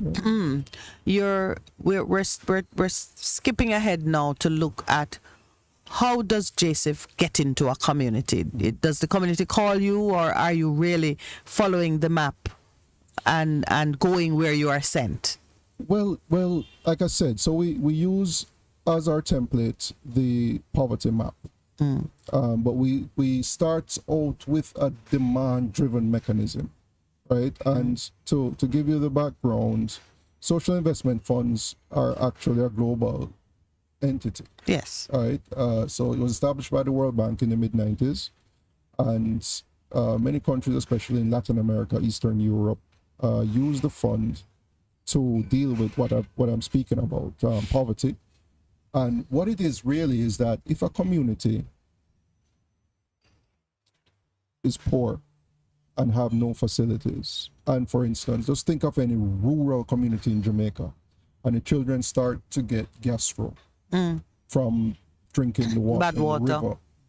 Yeah. And they come to the government and say, we're having a problem with children attending school because they're sick. Yes, the knock-on effect. They appeal to the government, and the government says, well, we can respond, but based on budget and everything, we can only respond 2 years from now. The community, there's a relief mechanism, and that relief mechanism allows them to come to JSIF and say, we've asked the government is willing, but maybe because of programming, they can't, and so we're asking you to consider it. So that's what triggers us. And then we have a priority and a matrix and all these fancy things that say this is the most important thing for us to do right now. All right. I'm going to ask you a kind of off-the-wall question, because you know there is a lot of talk about reparations. People kidnapped from Africa, released from slavery and left here with nothing. Slave owners are compensated, but the descendants of the kidnapped people are left, you know, scrounging. And those communities which you speak about that have no water infrastructure, no light infrastructure, very little capacity within their borders to govern themselves in any respectable way, are still the descendants of, the kidnapped forebears. Is JSIF and other funds of its kind a part of the sop to the conscience of the international countries, the foreign countries that left us in this condition? Because how are you funded is really the question. Loaded with quality things. It is. Now, over the years, we've been funded by the multilaterals, the World Bank, for example, CDB, loans. The grants have come through the EU and the CDB as well as like OPEC and some other countries. Now, that question of reparations, maybe some would want to spin it in that context, especially when we receive grants. I don't know if I would subscribe to that, but what I will say... In other words, you want the reparations check separate from the JSIF money? No. What I would say is that there have been programs that we received grant funding from the multilaterals. Yes. That were designed to support and I'm going to explain in more detail, to support our history of development. So for instance, years ago, we received grant funding to help farmers who were banana producing farmers and cane to some extent. When the Lomé Convention evaporated. To learn other skills. Yeah. Right? And to put them into other income earning activities. That's why I asked. So, yeah. So you receive that type of grant funding. And so sugar. Yes, and sugar and sugar as well. So what I'm saying is that I don't know if I would say that solves the question of reparations. But I just know that some of the development financing we've received, and it is a fact. I don't think it solves it. I agree with you. It does not solve it, could never solve it. But I think it's a part of the equation. Yeah. And I think that the ways in which we apply those funds should be so purposeful that it has the impact of alleviating some of the after effects, the trauma of being left as we were. I continue to be very troubled by the many families in Jamaica who are living below any standard of what you would call just decent living. It's almost, it's degrading. Well, I wanted to say something to you that maybe many Jamaicans don't think about. Yes. Our history of being freed from slavery, well, meant that many persons took to the hills, right? And we have settled in the hills, many settlements, and those settlements today are with the poor communities. Yes. Because they lack infrastructure. Yes. And they lack access to services. Yeah. And it costs the government an incredible amount of money to pipe water up there, pipe electricity, put schools up there. Let me ask you this. What importance does JSIF, or maybe even you personally, what importance do you place on the connections that people have to those freehold villages, estates that they create in the places that are unreachable, knowing, as you've just said, that the reason they went that far is because they are still escaping the trauma, and they know that, white man might change his mind and try to get me back, but he won't come up this hill. How do you feel about our responsibility to take persons or to take facilities to those areas rather than to sort of leave them hanging? And as you say, it's so expensive to get there. It's not worth it to go and feed the 10 people who live up there. There is a connection to that land which sounds so emotional to me. Right. It must figure in your planning and your contemplation. It's very deep, and it is something that I think all leaders in Jamaica understand well, that these rural communities, especially up in the hills, it's not something that we relocate persons. And a lot has been done to try and solve their problems. What is changing the game right now is climate change. Because with climate change, the storms, the frequent weather events, those persons have become more vulnerable. So you can bring the schools, bring the roads, bring the water. But the truth is that they live on precarious slopes, They live in areas that really are at the exposed from a natural environment. And if you think about it, most countries in the world have been settled on the flatlands near the rivers. Yes. Of course, we don't have that history. We No. don't have that choice. Yeah. And Yeah. so when we advocate for our own development, these are some things we have to bring to the table. That and it's not Jamaica. Countries like Grenada as well, they're up in the hills. Yes. Yeah. You know, and it's something It's a that's feature of, very of, unique of to the Caribbean. Yes. Yeah. And so Or the survivors of chattel slavery. developed countries may come and say, well, why are you Where are they up there? up in the hills? And, you know, just yesterday we were on the waterfront looking at the development there, and people are saying Jamaica is the only country where everybody leaves the waterfront and is up in the hills. That's where the Which are- enemy was. You know, and they don't, it's a deep Yes. cultural. Yeah. We don't want to be near the No. waterfront. You know, that's where the ships came. You know? Absolutely. Absolutely. The enemy was there. Yeah, we don't want to be there. That's such the truth a is deep- that if you go into the inner city communities, Yeah. when the breeze comes up off the waterfront and everything, it's such a lovely place to be. Yeah. You know, Yeah. but the other point is that for economic reasons, the rural to urban drift, because you can't earn in the rural areas. Yes. The rural to urban drift now has caused people to squat in urban Hey, centers. I've banished that word from. That word is never to be used. Live informally. They live informally Yes. in urban Yeah, areas. yeah. And then you have social issues. And that whole different and a whole problem different is problem. created. It's created. May I ask you, just based on how you've painted such a picture for me, I'm drawn into it now. Have you personally been involved in any of the relocation exercises? Of persons. Citizens being moved from one area to another, whether because of disaster or because of just the risks they face? Not on a large scale, but in our projects, if persons are in vulnerable areas, we do relocate. What is it like? What's the communication and the social interaction like to persuade a granny or a one-foot man or a young family to leave this place that, mean and humble as it is home? What is it like to get them to that point where they say, yes, Mr. Sweeney, where you want to put me? Well, in my experience, it is a difficult conversation, but the truth is that they know they are in danger, right? And when we start conversation, we have to agree on one thing, that we're only having a conversation because we think you're vulnerable, Yeah. right? I think that in my experience, what was surprising to me, which I did not understand, is before I got into this, is how much they are connected to their livelihood. You know, a person lives in a vulnerable area because that's where their livelihood Where they is. make.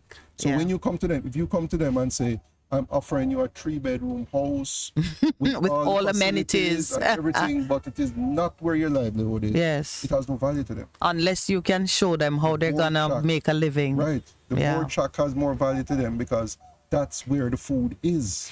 So, on a scriptural level now, we talk about the connection between people and land, because really land is how you earn your living. If you don't have a spot that you're working one way or another, whether it is to hawk your wares or to till the soil. Yeah. No, So it's very important. You're and emphasizing that. You're speaking into now education, the next generation. That's Yes. where Jamaicans, their wealth is always in the next generation. And so, sometimes when you have the discussions and you think about where and how people have to move around, you have to really think about now their livelihoods, their children, Right. how they're planning their lives. And so So- it comes back to what I was saying earlier about really giving people the best opportunity to realize. So it's a holistic approach. You're not just going in to build a toilet and get some piped water. Yeah. You've got to tap into those more essential things for the people. So now let me go on script. We need to take the break now? All right. When we return, we're going to go to the script that was so well prepared for this interview, where we'll talk about now some of the things that Joseph has been doing that has had a tremendous impact. Of course, we want you to do more. And by speaking to us on this platform, we're setting you up now for Jamaicans to understand and to engage with you a little bit more so they can have the full benefit of what you offer. Please stay with us. This is the Morning Connection. We'll be right back with our very special guest, Mr. Omar Sweeney of the Jamaica Social Investment Fund.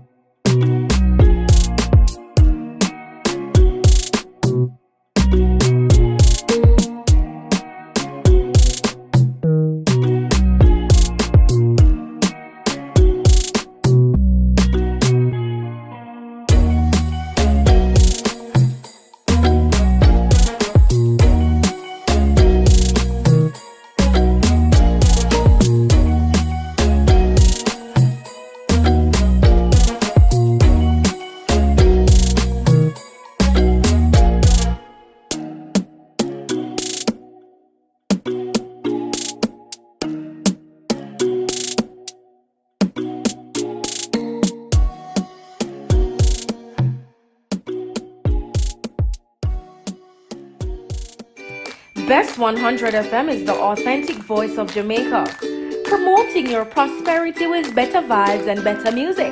Let us promote your goods and services for you. Advertise with us. For more information, call our office at 876-276-8935. That's 276-8935. This is your beloved Pastor Percy from the Morning Connection. Support our commitment to Jamaica by joining us on Wednesday mornings at 7:30 when we pray for the nation. Show us you care. Advertise with us. For more information, call our offices at 876-276-8935. Best 100 FM is the authentic voice of Jamaica, promoting your prosperity with better vibes and better music. Let us promote your goods and services for you. Advertise with us. For more information, call our office at 876-276-8935. That's 276-8935. Welcome back, and our guest is still looking quite comfortable. So that means he's having a good time. Yes, are you having a good time with us? Absolutely. And I'll tell you a little secret. Yes. Ligani Club is one of my favorite places. It's mine too. Here. Well, please give a comforting word to your communications officer, who is. Yes, all is going well. All is going well. And just let her know. We are trying to get back to the plan. Right now, we revisit the plan. All right. So Joseph has been doing some tremendous work, and under your care, and now I am satisfied for my own part that you you have expert hands and you have a good heart for what you're doing. Thank you.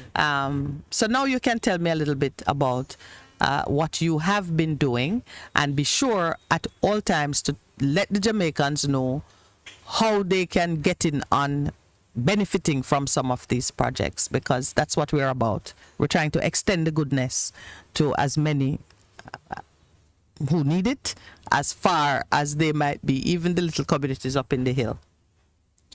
All right. So, okay. So what are some of your most impactful projects? Let me start this way. Yes. And I wanted to say a little bit. I want to give a shout out to Team JSIF. You know, we have an incredible team of professionals at JSIF, and 100 persons. Okay. And we have experts in finance, economics, quantity surveying, engineers, architects, just about Psychology. We do.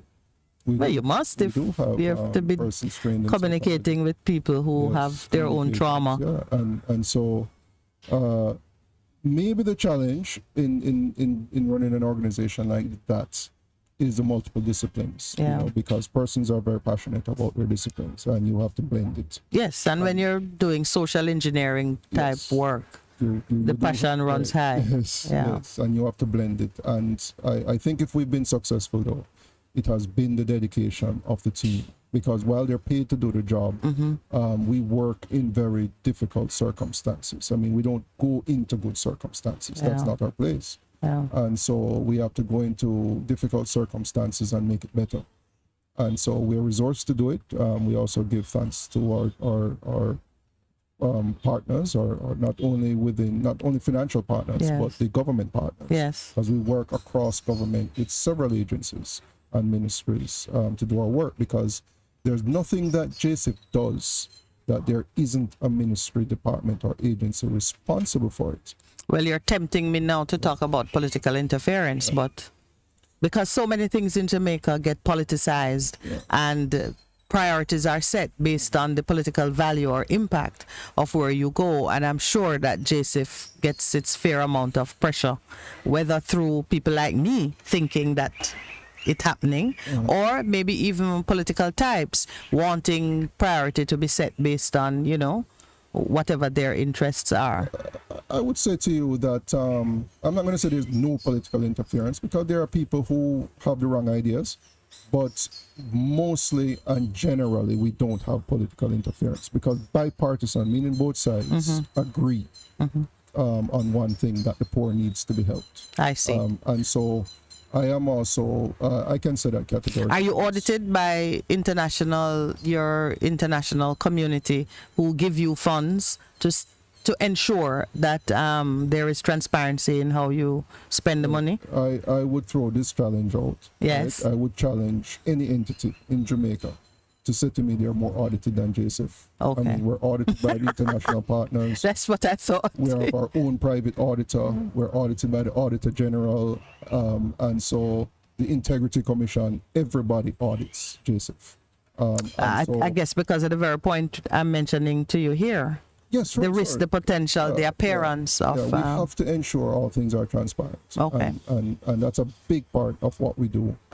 And so we also have to ensure that whatever the perception is given, there's balance. There's balance. And that sort of thing. So All our right. policies, our board provides strong governance.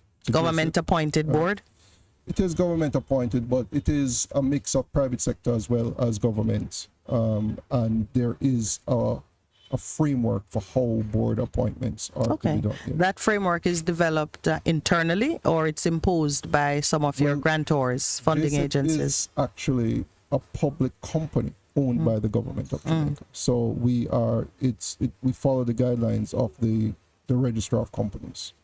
Right, and so we have to file our annual general report every year. Yeah, but I asked you that because if you remember, most recently the government was forced to develop some protocol for board appointments because of issues of, but I'm not even going to talk about that this morning. So I just wondered if you had developed something more robust for yourselves before the government was forced to consider instituting a policy. I'll flip it this way. Yes. When the concept of JSIF was born in 1996, it was done then. You understand? Because it was so controversial at the time that it would end up being something. A slush fund, right. or a, so it was done then at inception. Okay, so right now you are very experienced at managing those issues and ensuring that there is accountability. Yes. Well, you are giving a good shout out to Team JSIF. Yes, and so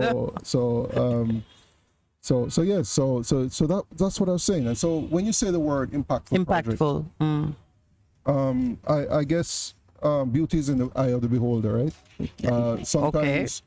Sometimes you could look at a $1.3 billion project downtown that a lot of people are talking about. It's in the papers today again, that we've just completed, and the Prime Minister handed over to the city of Kingston last month. And some would say that's impactful, right? But well, it's too brand new to be impactful if it's just being handed over.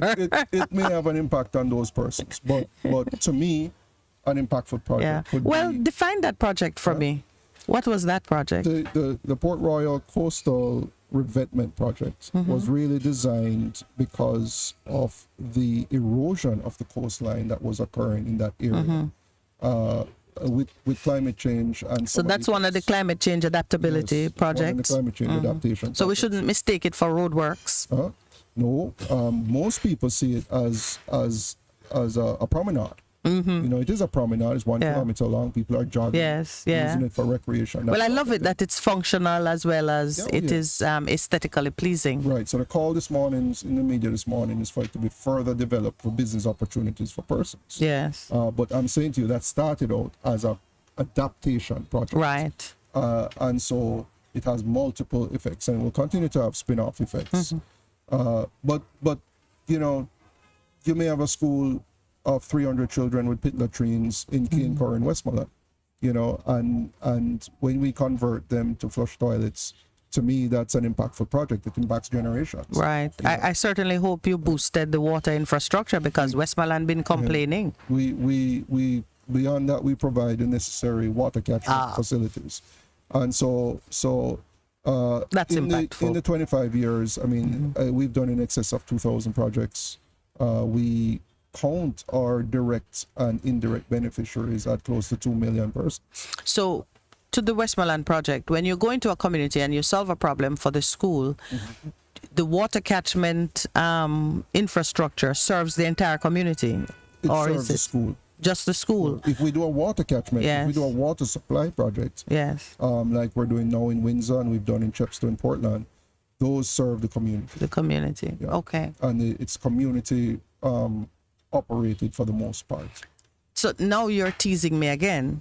When you go into a community like that and you see that the needs are larger than just the school, do you have an opportunity or even the authority to enlarge the scope of it so that you can go back, even if you can't do it right away, but you can go back? Because all I'm thinking is it's wonderful that the children have hygienic conditions in the school, but they go home. And when they go home, the conditions might be unacceptable. But how do you manage that really? Because I know what it is to go in and see that, oh, this house could do with a nice chair, but the table look horrible. And then I leave the chair, but I am haunted by, how do you manage that? In rural development in particular, I separate rural from urban because it's two sets of issues. Two different animals. In rural development, for instance, there's rarely a time you enter a community and you don't have 5 priorities that are number one. And so there are cases where we go back 2 and 3 times. So do you lobby for these things? I'm just looking at JSIF now, or you just go where you're sent, You're demand driven, like I said. So normally the demand is stimulated by persons making requests. There's always more demand than supply. And so when we go in and we see multiple priorities, some cases we may enlarge, but enlarge is not double. You know, what we do is try to expand it to ensure that when we leave the community, that they have a path they can move along. Yeah. I'm tempted to ask you now because I realize we could be here for the 4 hours of the show, and I like to leave things where there's a part 2. All right, no problem. What next for you? What do you see on the face of things in Jamaica that you would say JSIF can tackle that and make an impact? Well, there are two big things. Yes. The first thing is our citizen security program, which is our urban redevelopment. You know, we've been providing support to the zone of special operations. Yes. Right. Those communities have severe infrastructural issues in particular, and social services. And so I see ourselves going forward, continuing to provide the necessary infrastructure while engaging the state agencies coming forward.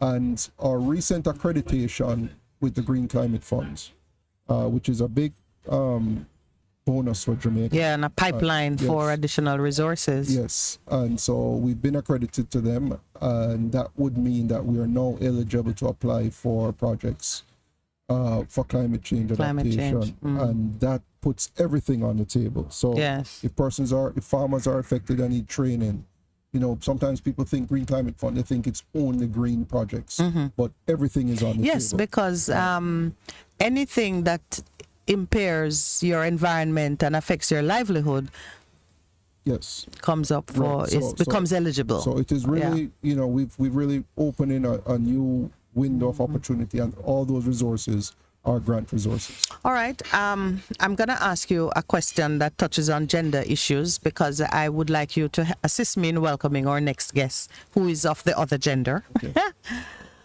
Does JSIF have any particular focus or any programs that seeks to address either the impact of certain poverty on women as distinct from how it impacts men or children? Well, you know, I would tell you, first of all, we are gender certified, and we've been for a number of years now. So what gender are you? Well, you said we are gender certified. I checked this morning. I just want to see the certificate. I'm kidding. What it means. Tell me what that means. Accreditation there is that all our projects are designed with that lens. Okay, we have to ensure not one or the other. We have to ensure that genders are properly represented. Balance. And it means that you also have to take the data.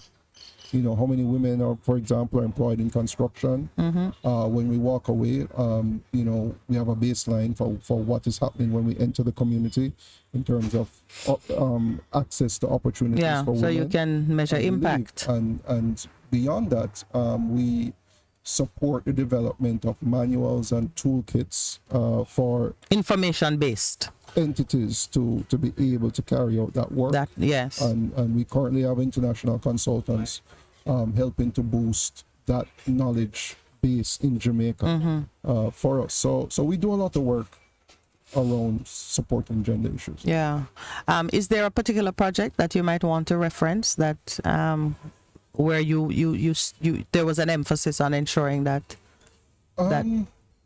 parity? I don't want to reference a particular project simply because like I'm saying, it's entwined. All of your projects. Yes, it's really entwined. Give it a focus.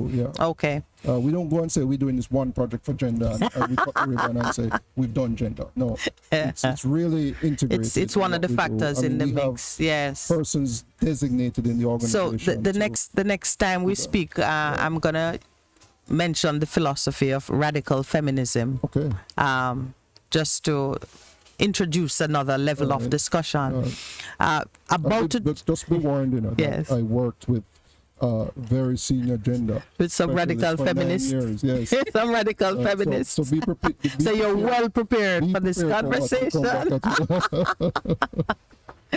There's a caller. We're not taking calls today. Maybe I'll invite you one day when we're taking calls. we're not taking calls today, but one of our regular callers, he does not miss an opportunity to talk about radical feminism. And yesterday I discovered that he's actually not opposed to it. Right. But the idea that there are patriarchal systems that perpetuate certain imbalances of an economic nature as well, and that as we plan development, we need to be very sensitive to the fact that some special consideration need to be given in those areas. Thank you very much for spending some time with me. I have a lot more information. I know you have a lot more answers for me to questions that I have not yet asked, and that's a guaranteed part 2, especially when Pastor is here. Right. Because I know that he has a great deal of familiarity with the work that you do and how impactful it is. I want you to join me in welcoming a lady that I think you know.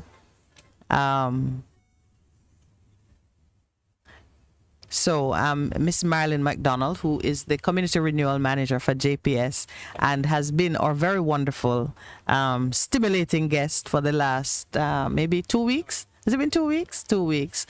3 times, they say, is the charm. Maybe I just made that up because sometimes they say three strikes and you're out. Marilyn. JPS spin and win. Get ready to spin and win of niceness. Welcome to JPS's Go Prepaid and Spin to Win. Sparks is my name, and we're going to be lighting up your life. Listen to me. If you want to win some of them nice things, yeah? Easy. Here we have to do. If you are postpaid, you can become a prepaid customer. You can also sign up to become a prepaid customer. Just ensure that you use at least 120 kilowatt hour monthly. Just as easy as that. I like you have to run a marathon. You know what I mean? Nice and easy. So we're going to be calling our first customer to come up and spin. All they have to do, you see that little something here? Just spin it. Yeah. See it there? Watch the Sparks! Shopping spree! Oh, God! 1, 2, 3. JPS spin and win. Get ready to spin and win of niceness. JPS when you go prepaid with JPS. Weekend for 2 shopping spree and more. It all sign up to prepaid to winning. Man, here I go.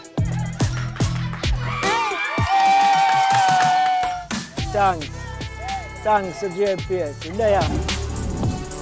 There you have it, 5 lucky and happy JPS customer winning, and you could be one of 5. Listen, right up until November, JPS will be randomly choosing 5 of their customers who have converted from postpaid to prepaid or signed up as a prepaid customer. That's all you have to do, and ensure that you use at least 120 kilowatt hours per month. That's it. And you could be one of those persons. 5 persons randomly chosen. You don't want to go up on a weekend. You don't want a new phone. You don't want a new TV.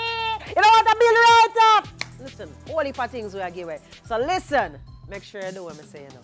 Light it up.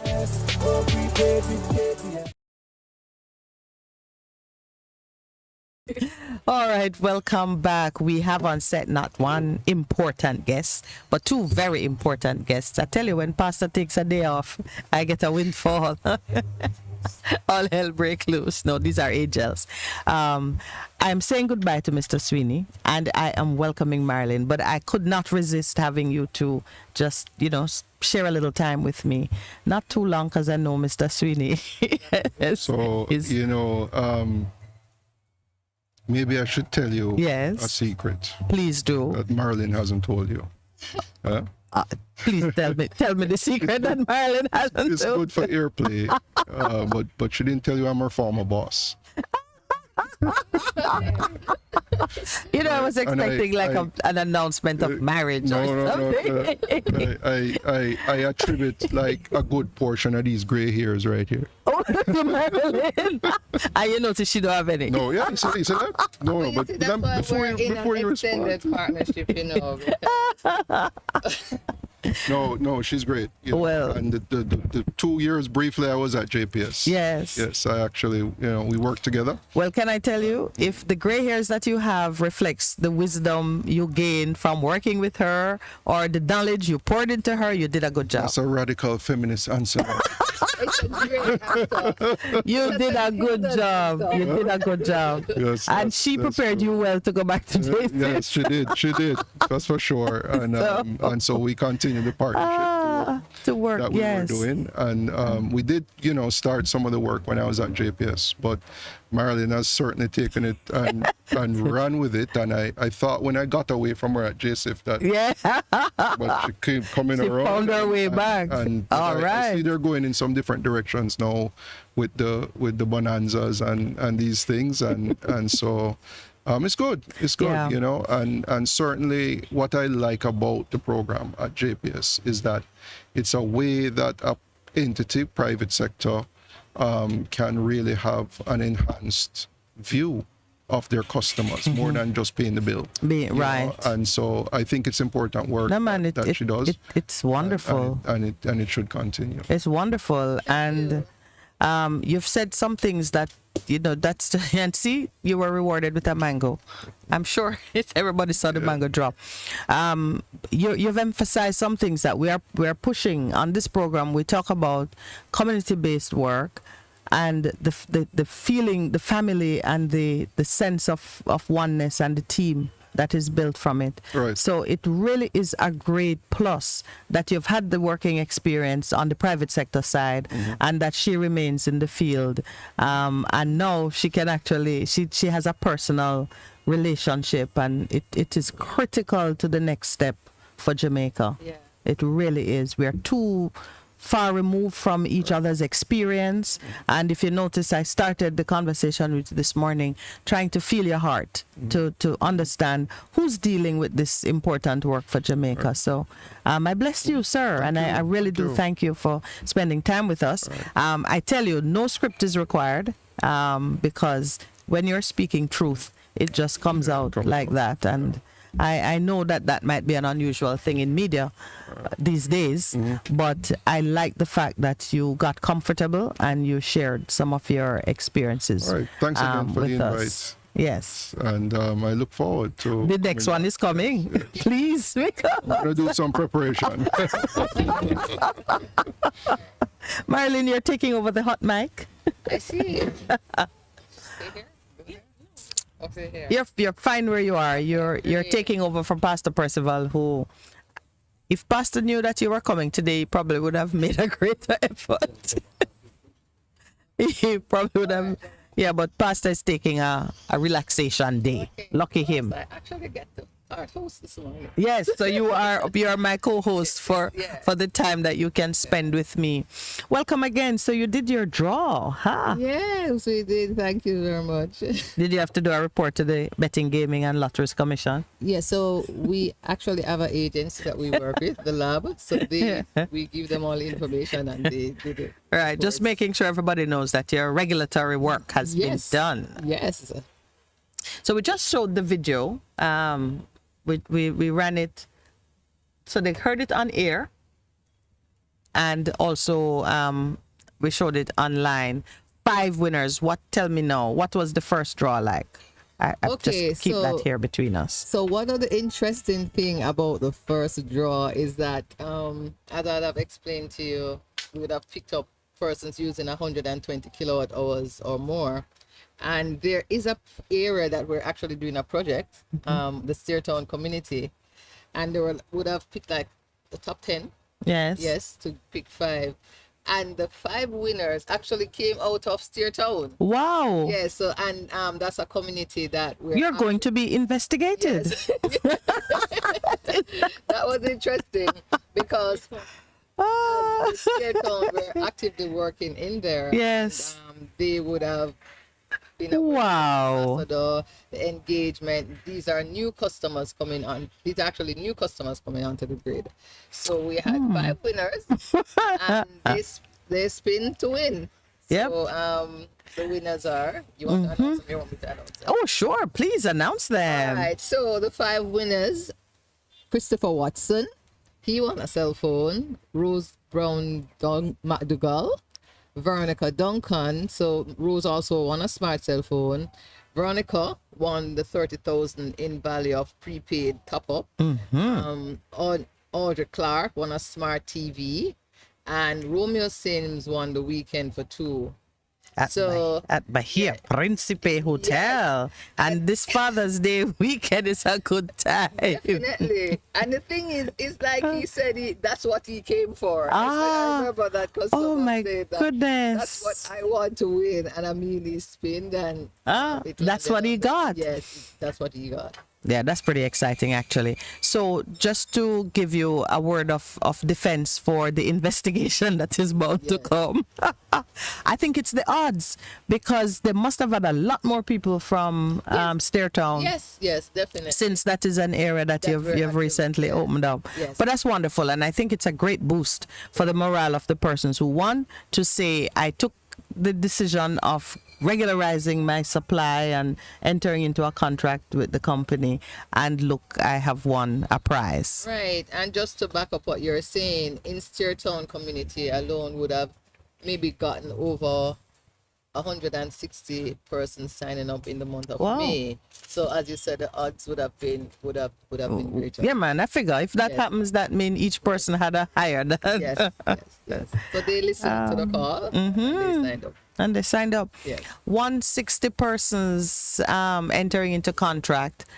Is that a high number for you in this kind of exercise, or you've done better in other communities? It's all right. So we would have done similar in other communities over time, but going at a one shot in 1 month. There are other communities, but I think Stairtown, we must really give a shout out to them. We're actually now at 400 in terms of regularization. Oh, that means they were excited and ready to come on board and just needed an opportunity. Yes. And Stairtown is a good example because we did the partnership with JCIF in Stairtown. Yes. So, JCIF would have gone in and improved the roads and water infrastructure. Right. Brought more dignity. Right. So now JPS come in with the electricity line infrastructure. Yeah. So that's just basically a positive for the community. I love the partnership that you speak of with the Jamaica Social Investment Fund. I know there are other agencies in the state landscape that participate in things like this, but that social investment part of their mandate is just so crucial. It's time for our break. Yeah. Oh, well, okay, Marilyn. We'll need to tell them that we'll be right back. We'll be right back.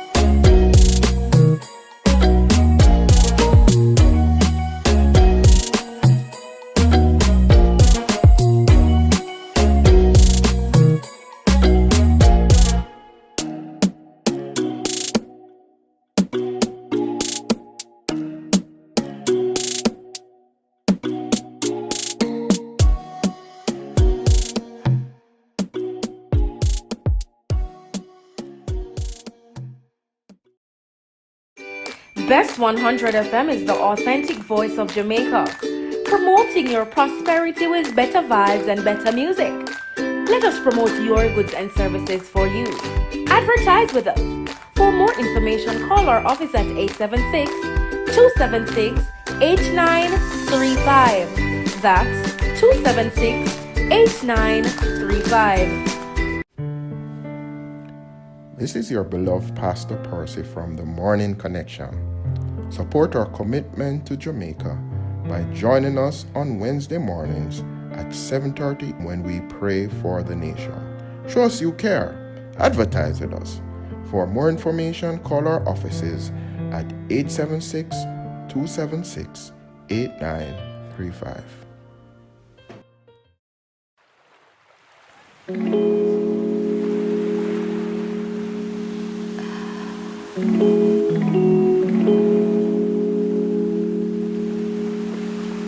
The Morning Connection is not your usual talk show. We aim to stimulate discussion and chart new paths to self-empowerment. So please join us, Minette and Percy, on The Morning Connection, Mondays to Thursdays, 6 a.m. to 10 a.m. on Best 100 FM.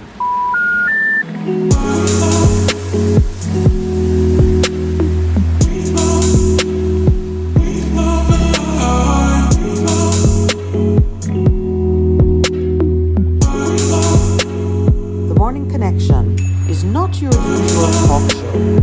We aim to stimulate discussion and chart new paths to self-empowerment. So please join us, Minette and Percy, on The Morning Connection, Mondays to Thursdays, 6 a.m. to 10 a.m. on Best 100 FM.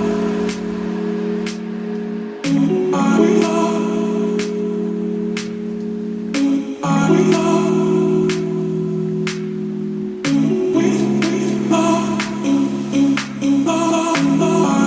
Morning Connection is not your usual talk show.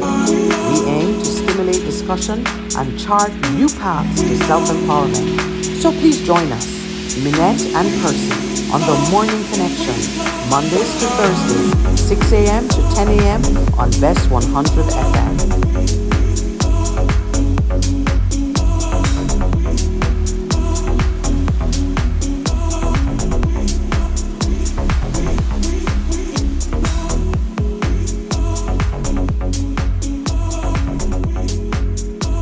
The Morning Connection. Welcome back, and to my co-host, welcome Miss Marilyn. Thank you. Thank you. So is this your first time co-hosting on a radio program? Definitely. So I should save this one. I hope I can have another job soon. Well, you know, I see something in your future because the work that you're doing and the manner in which you're doing it is a story to be told.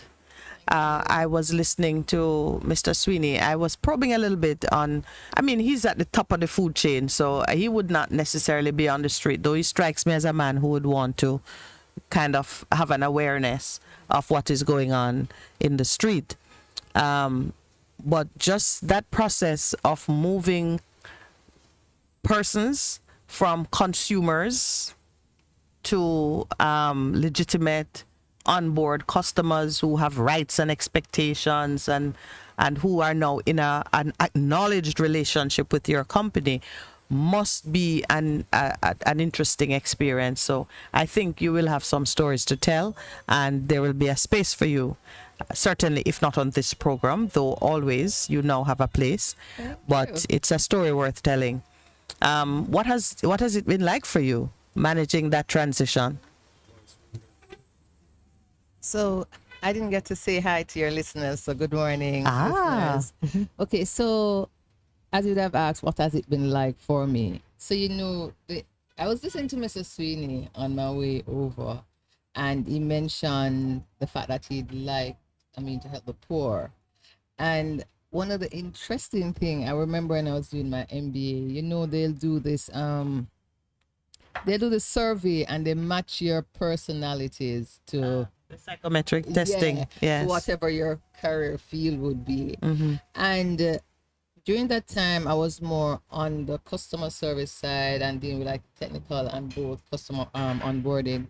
And it came out that I have a place in social work. Yes. Right. Wow. So, but at the time, I really wasn't active in social work. And it was very interesting for me when I was asked to lead this program that I could actually impact lives, because you always say, why is it that one person should be really above in terms of opportunities and yeah. And so that process, while it was daunting initially, because you hear you're going into high risk communities, so you're gonna think about life and safety and preservation.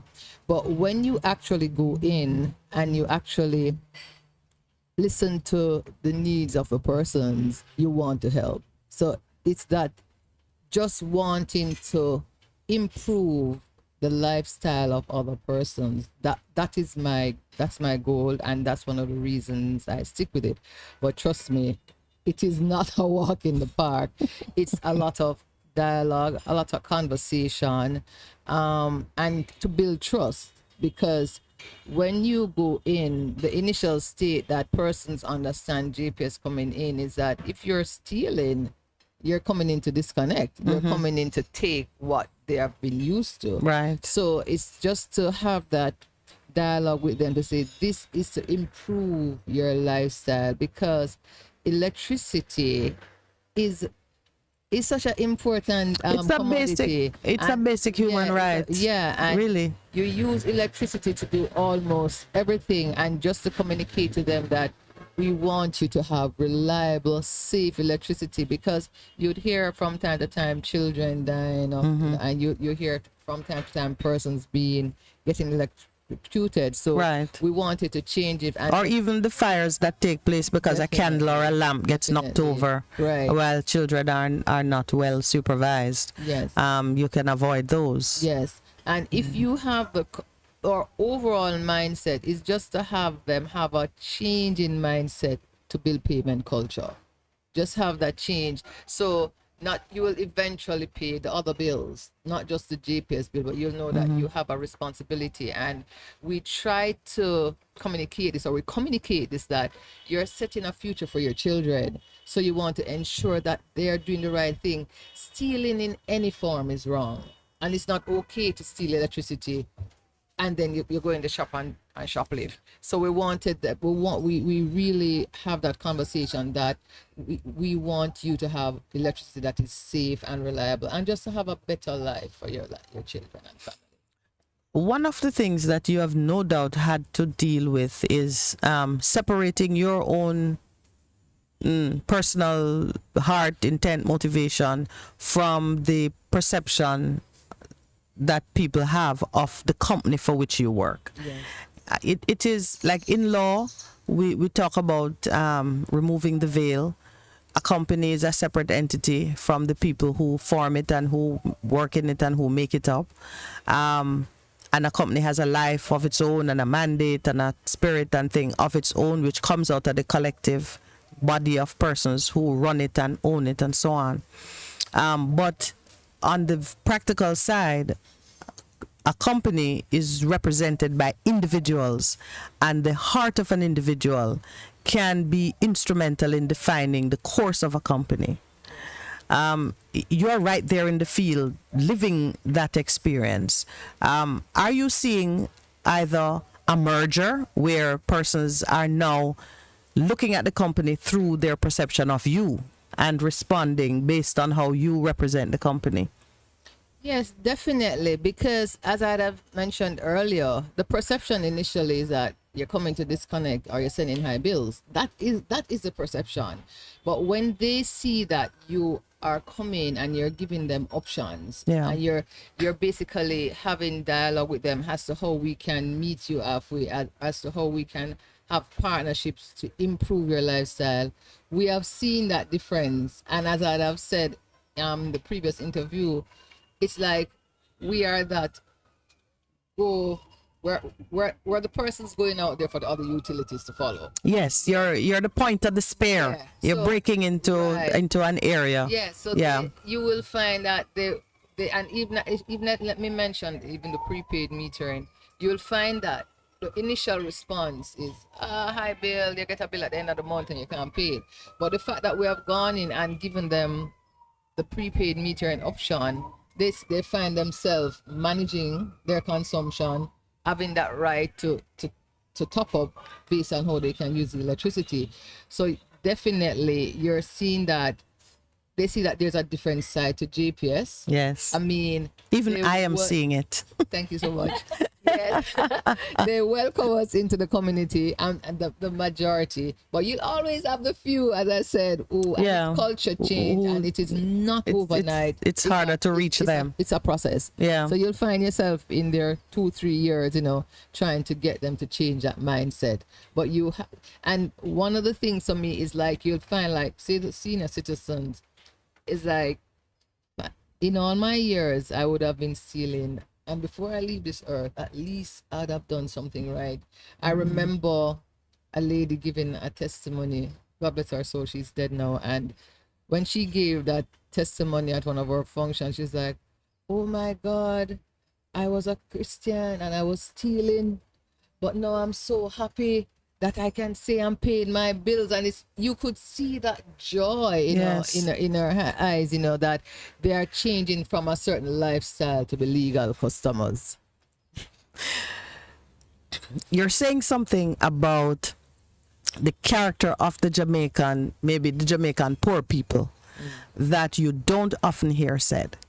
A lot of things, what you hear is that, they don't want to work. They have no discipline, they're ungovernable, but you haven't. I mean, just that testimony alone is telling me that there is in the average person of any age a desire to be on the right side of things. Yes. How often are you seeing that, and how do you celebrate it? I want to know. All right, so if I go into a community, all right, so for the first couple months, I see resistance. Yes. Because I say it's culture change, I'll see resistance, yes, until I may take out the infrastructure, right? That is there. But then you have the ones that always want to come on. And let me give a good example. For example, we did a project in the Melbourne community last year. Where is that? Melbourne, it's somewhere down Harbour View. Okay. Okay. And when we did that community, and that's a community where you'd have heard of crime and so. And I'm telling you, we were targeting 100 persons to come on in that space, and we went over that figure in terms of our target. The same thing is happening now in the Steertown community. We have to be putting up additional enclosures to get customers on board. Definitely. But you still have the socio-economic issue in some communities where persons really can't afford to pay the cost, say, for house wiring, because there is a cost that comes with it. It's looking over $100,000 to wire. Yes. To a small, like a 2-bedroom house. Well, when I say 2-bedroom, we just put it to 2 lights and 2 plugs. Yes. What? Yes, definitely. The cost, because what drives that cost, and how are you able to impact it, if at all? Okay, so when you look at the material, we got an estimate in terms of the material cost. It will come up to about $73,000. 73. Yes, in terms of the material costs alone, right? And there are no additional costs that is coming with it, which is the inspector cost, and that varies. That can vary from $10,000 to $30,000 based on the unit. Then labor, the electric, then the labor cost, and most of that is running $40,000. And included in that, you have a fee that is. There's another fee now to do the drawing. That's maybe like a $5,000 to $10,000. So you find that it ranges, depending on the electrician, as I say, from $100,000 to at least $163,000 for wiring 2 lights and 2 plugs from licensed electricians. You will, however, find in anywhere you go, you have some persons have a skill set that they can do it at a cheaper cost. But what JPS has done is that we have engaged an electrical company within the corporate area, and we're trying to engage others. And once it is a group of customers can come together, say 20 or more, they will offer 40% discount on the material costs. So we have started to have that engagement with our customers to actually, if there is a community experiencing eye losses, but they just reach out to us and we can make that contact with ABC Electrical, actually, that we're doing that with. That is a great partnership, and I applaud whomever came up with the idea that such a partnership could have an impact, because I've oftentimes just looked at how things are done and recognized that if the private sector entities that play in that field were to create something, it could make a difference. I remember once being told by JPS that I needed to move, I think like the meter from outside to inside, and it was at an office building that we had downtown, and it cost about somewhere between $500,000 and $700,000. Whoa. It was something about some very expensive wire that you had to run from one point to the next. The wire alone was over $300,000. Yeah. So I mean that kind of takes it a little bit out of your immediate area of expertise. Yes. But when you see those kinds of costs, maybe it is for the entrepreneur in you or someone else, but certainly some of those materials can be sourced at better pricing, or maybe we can make them. I don't know. Yes, The cost of that particular wire is still frightening to me. Yes, we have had those experiences in terms of different costs, and you have different manufacturers, so it's basically how they choose their suppliers. Yes. I know there's a lot coming out of some countries like China, Right. and there are stuff that you can get locally. Sad thing though is that the local ones tend to be a bit more expensive. Yes, because But economies of scale but most of make the it. times they're better quality. Yeah. They're better quality.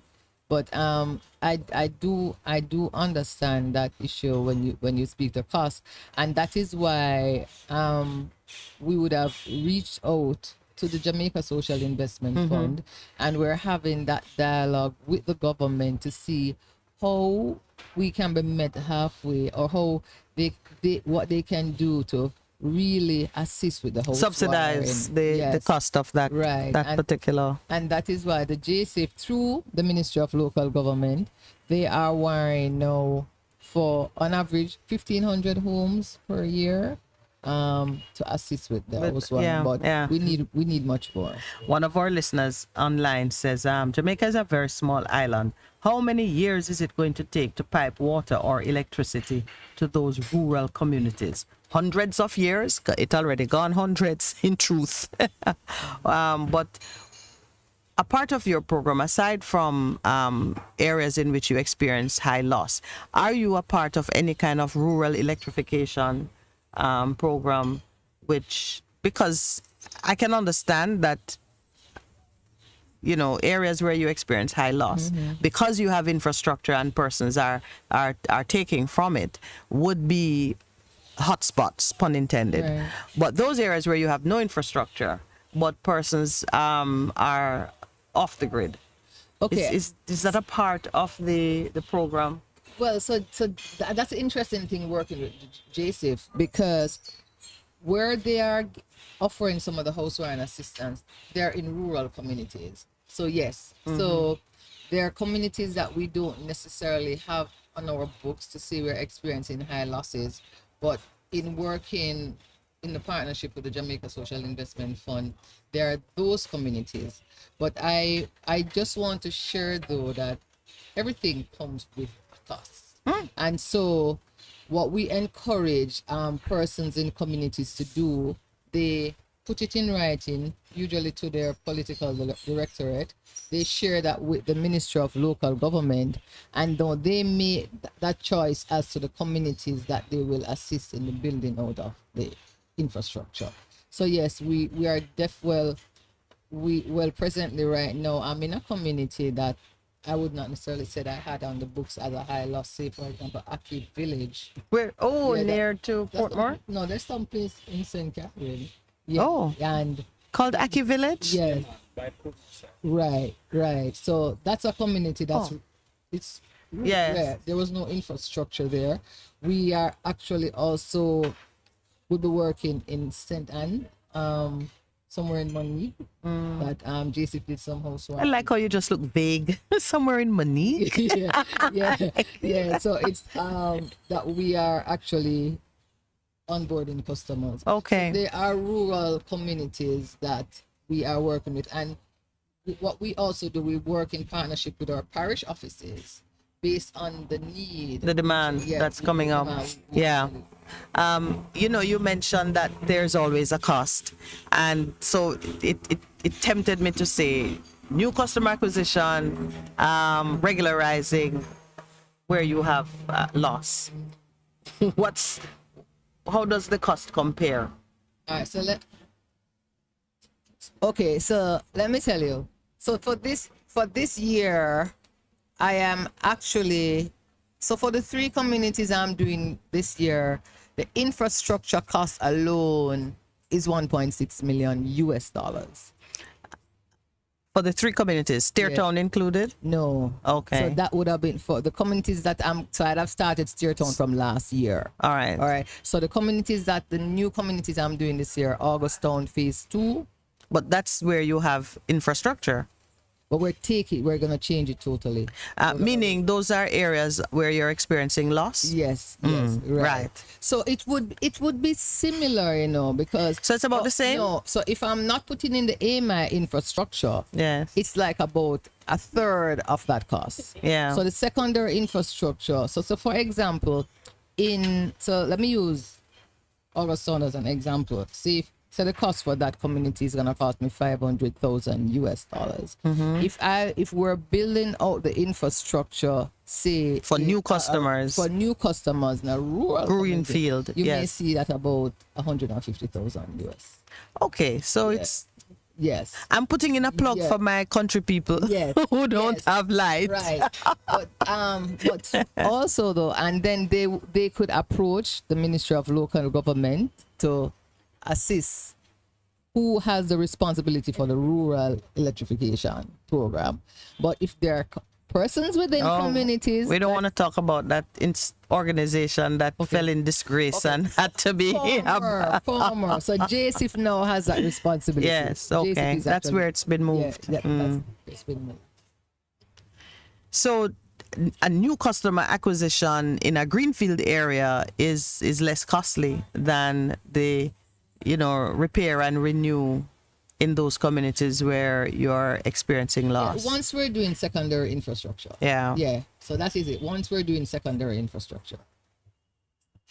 Well, I can understand that the fact that you are experiencing loss in a community, meaning people are stealing from your supply, that will give it an edge in terms of the prioritization.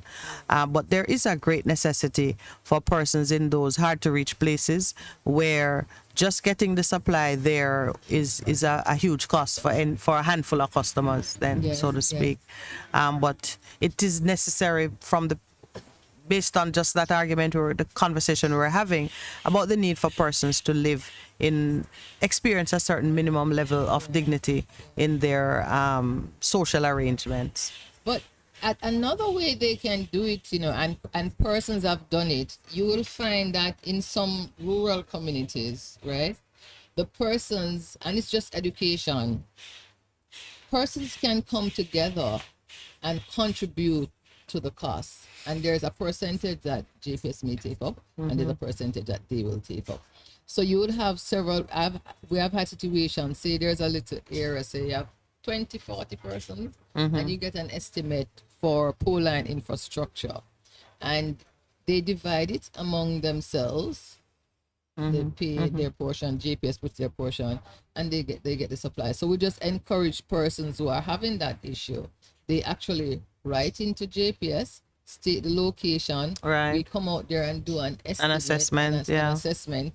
They hear their cost. GPS adds their cost, or sometimes they move it now to JSIF, to their their political directorate, who will make that representation on their behalf to the Ministry of Local Government, who basically then instructs JSIF. Yeah, of course, there are some of us who are praying for the day when the planning will get done and people don't have to actually lobby for certain basic things to come into their community. Yeah. I can understand citizens have to lobby for a bank to set up a branch, or services that hard-nosed private sector people are really looking to see that they are getting a good return on their investment.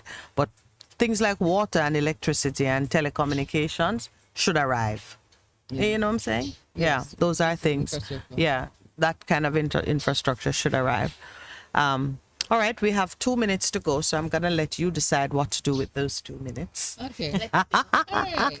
So I just want to share that JPS, through its community renewal program, we're actually regularizing communities, changing out secondary infrastructure.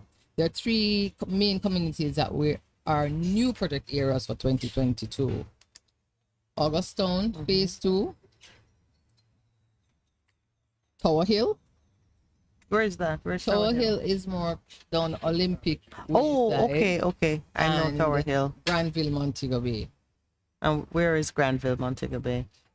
Is it in the Montego Norwood? Is it in the Norwood Flankers Paradise? You know, the best example I could give you, when I drive to get there, you know where Mega Mart is in Montego Bay? Yes. Yeah, I usually drive along that road. Okay. And yeah, it's like maybe 10 minutes away. All right, so on that side. okay, so is it informal, like just informal settlements, or planned housing is there? And Both. But you one thing with the Jamaican culture, you'll have the planned housing a section, and you'll always have a section that persons decide that they're gonna form I'm their living own. here. Yeah, I'm living here. Okay. Yeah, so we are building out infrastructure there. We're encouraging persons to come on board. We will be starting. We started Augusttown last year. We did a first phase. We're on the second phase. Phase 2. Yes, you will see our JPS teams within the community within a month. The same thing within Tower Hill. Tower Hill, however, is a bit ahead in terms of the fact that JCP has already gone in and assisted with house wiring within Tower Hill. So they're more ready. Yes. So we'll be going into the Tower Hill district, and as I've mentioned, Granville. We are actually also working within Grand Spend, and we're encouraging the Grand Spend community persons. We would have started that infrastructure from last year. So you know, I say it takes a while.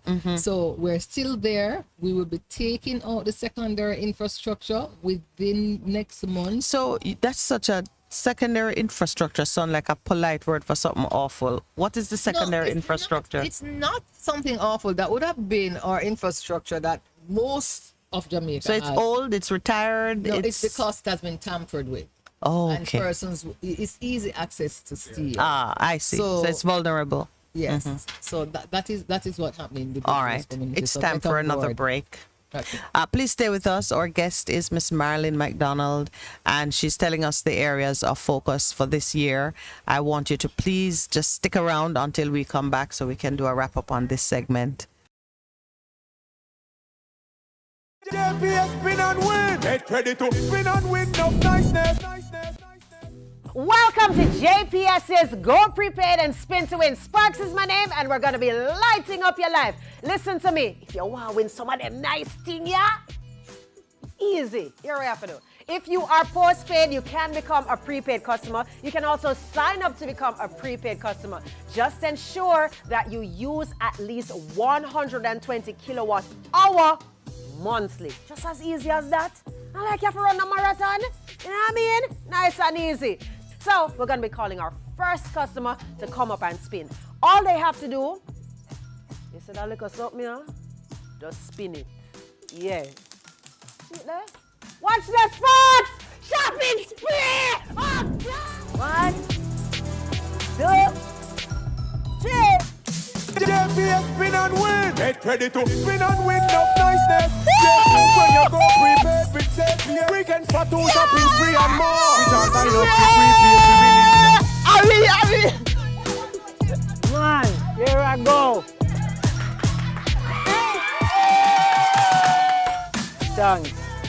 Thanks to JPS. There. There you have it, 5 lucky and happy JPS customer winning, and you could be one of 5. Listen, right up until November, JPS will be randomly choosing 5 of their customers who have converted from postpaid to prepaid or signed up as a prepaid customer. That's all you have to do, and ensure that you use at least 120 kilowatt hours per month. That's it. And you could be one of those persons. 5 persons randomly chosen. You don't want to go up on a weekend. You don't want a new phone. You don't want a new TV. You don't want a bill right up. Listen, all heap of things we are giving. So listen, make sure you do what I'm saying now. Light it up.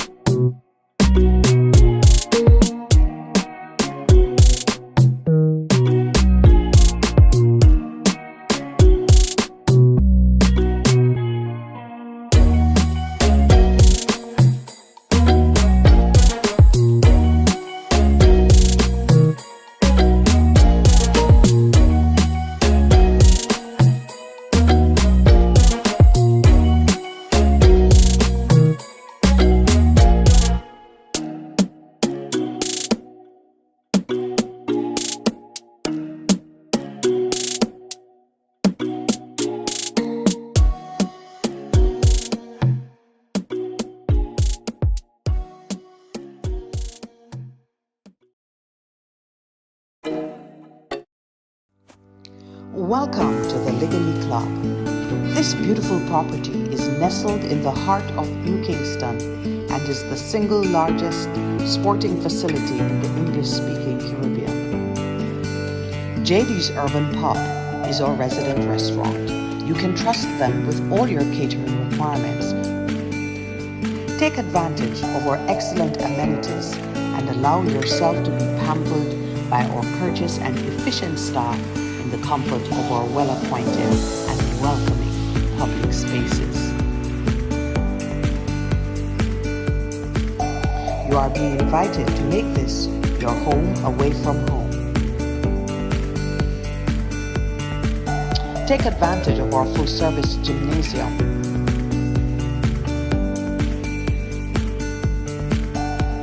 Our 8 tennis courts. Feel free to wander through the gardens and enjoy the relaxing atmosphere of this oasis that remains as charming today as when we first opened our doors in 1910, and our large-sized swimming pool. 6 squash courts. In the evenings, relax with us in the lobby bar and call or visit us today. We're excited to meet you.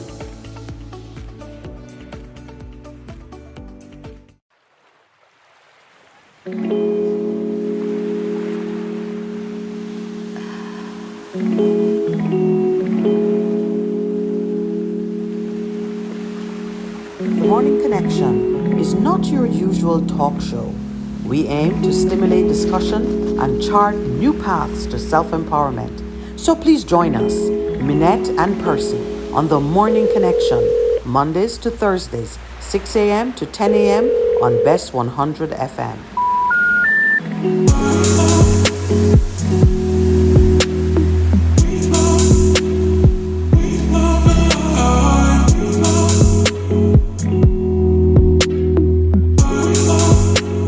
The Morning Connection. Good morning and welcome back. We are very pleased to be sharing space with Miss Marilyn McDonald, who carries out such an important function for JPS, probably the most important function if I were to follow my heart, because she's the community renewal manager, and the work she does is in some of the tough, unlovable areas of our country where we are desperate to bring dignity to the lifestyle and the well-being of those persons.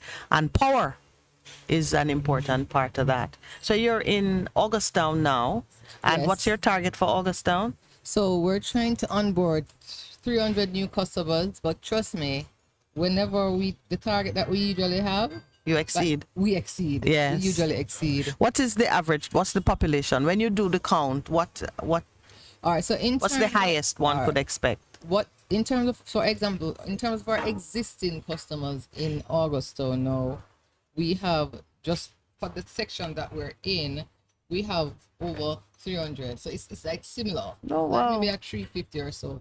In term because we'd have done part last year where it was over the same 350 in that section, and would have targeted an additional 350.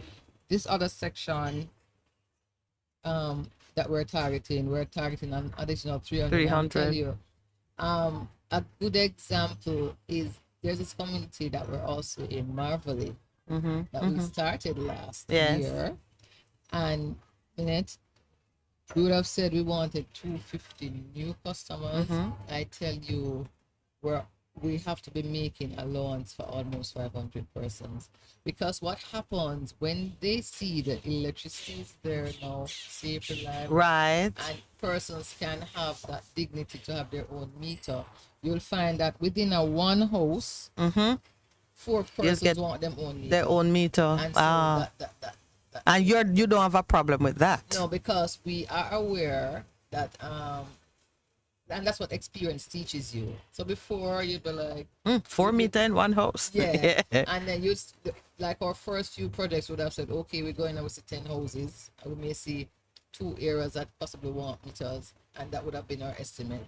But by the time we're supposed to get out of there, the figures are double. Yes, because there are several households in one building Yes, in one that you would ordinarily think Yes. is one home. And that is one of the experience, that one of the things we learned within those. And can I tell you, there's so much dispute and confusion that can come up over the inequitable sharing of some costs in a household. Yes. Because I think I've seen people have argument about who use up the light Yes. and who think. So if you can meter the supply for what you're using, it Yes. reduces the tension in the home. So you're reducing domestic violence. Thank you. You see, it's social. So it's Social, yes, yes, because domestic violence, we put a curse on that one. Earl Brown says, Minette, I hope you have Miss McDonald on at least once a month. Her smile light up the place like sunshine. Of course, I mean, and also her contribution and her words Thank you. carry Thank lots of you. energy. Well, you know you have a fan right there. But it is true. It is well worth our while if Winsome will allow it. Your director of communications is a very careful lady. But it's good to have people be more knowledgeable on what is happening, and I'm really glad that JPS partnered with us on getting the word out. Especially what was that, Miss Eden? Yes, that is true. But yeah, she has definitely put that myth. That's an urban myth now that JPS is public enemy number one. The truth of the matter is, electricity is a necessity, and the company that provides it has got to be your friend. Definitely. Well, you've put a very friendly face on JPS. We only have a few minutes left. Can you speak about the other 2 communities, what your expectations are? And we have a friend in Augustown. The president, Sizzla Kalonji. Yes. So if you're in Augustown and you have not interacted with the president of the indigenous tribes of Jamaica, then I tell you, I do not expect to be as successful as you could be if you interact with him. So maybe we can open a door there. Who knows? Thank you. Thank you. Because he's certainly a big player in in the Augustown community and in maintaining, a semblance of peace, order, and dignity. Oh, great. So we'll try and open a door for you in the judgment yard. So the other communities, what are your Right, expectations? So, as I've mentioned, Grand Spin, please come on board. Tower Hill persons, we want you to start, for the persons who did not benefit from the house warrant, we want you to start getting your premises wired and passed by a licensed electrician and sign your contracts with GPS. The requirements for signing a contract, all you need is a valid ID, your TRN, and proof of ownership. And we are aware that persons are having challenges in these areas in showing proof of ownership. So we're offering conditional contracts. And so the conditional contract is that you just get a letter from a JP who would have known that you have access to this premises, or you're the owner, or you're in the process of transition, just to state that you are the owner of the property and you would like to have a contract signed with GPS. So Tower Hill, Grand Sven, Augustown, get yourself in readiness and become legitimate customers of GPS. Thank you. Okay, very well said. All right. So, of course, Marilyn, let me start by thanking you first for occupying Pastor Percy's chair. Thank you. And for doing such an excellent job of representing your company in such a sensitive area. And then, of course, thank you to our listeners or supporters online. Earl Brown says he loved that color blue, which I guess I tell you, it's blue all around here. And to those who listen on the radio, I wanted to spend some time talking a little bit about Mr. Leonard P. Howell. It's his birthday today, but my sister Maxine was not able to make it, and by myself, I am a poor representative of the Rasta philosophy and faith. I can only speak of it in the way that I already have. But to those who are celebrating, and recognizing that this is an important day for the Rastafarian community, I just to let you know that the rest of Jamaica understands that what you did, what you have contributed to the world, is still important and well valued. Oh, well, Maxine did not disappoint. She sent me something which I can announce. She said, please announce Leonard Howell's Earth Strong being today, June 16th, 2022 at Pinnacle. He is the founder of the first Rastafarian village that was in the 1950s, and it is celebrated as a Nyabingi Isle since the 1990s. It was sponsored by the Honorable Bonnie Whaler and the Rastafari Millennium Council. Bonnie Whaler himself was interred on June 17th, 2021 at his home farm in Portland. We all know Bonnie Whaler passed away on March 2nd, 2021. So there I have given you some information if you want to acknowledge, pay your respects, celebrate with the Rastafarian Leonard Howell's Earth Strong. It is today, and you can visit with them at Pinnacle. Pinnacle being the first Rastafari village that was founded in the 1950s. All right, this is the start of the Morning Connections weekend. So this is where we say so long, walk good. Have a wonderful weekend. You will be celebrating Father's Day. Please remember to show the fathers in your community, in your life, love and care and respect.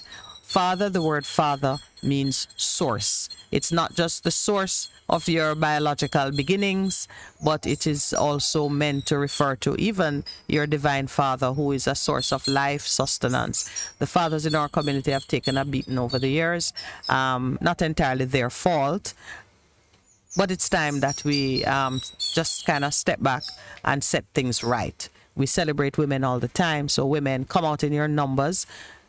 You can celebrate your fathers at the JD's Urban Pub in the Ligony Club, where they are certainly putting on a man-sized feast for those of us who can be here. Lots of meat, a little bit of fish, but it certainly is shaping up to be an excellent experience. And thank you to the Ligony Club and JD's Urban Pub for taking care of us. Is there anything I have overlooked? Pastor Percival is taking a R&R Day. Love you, Pastor Percy. We missed you, but as you can see, I had plenty of company. Thanks again to JSIF and Jamaica Public Service Company for supporting what we're doing here and for sharing the good things that they're doing with the Best FM family. Have a great weekend, everyone.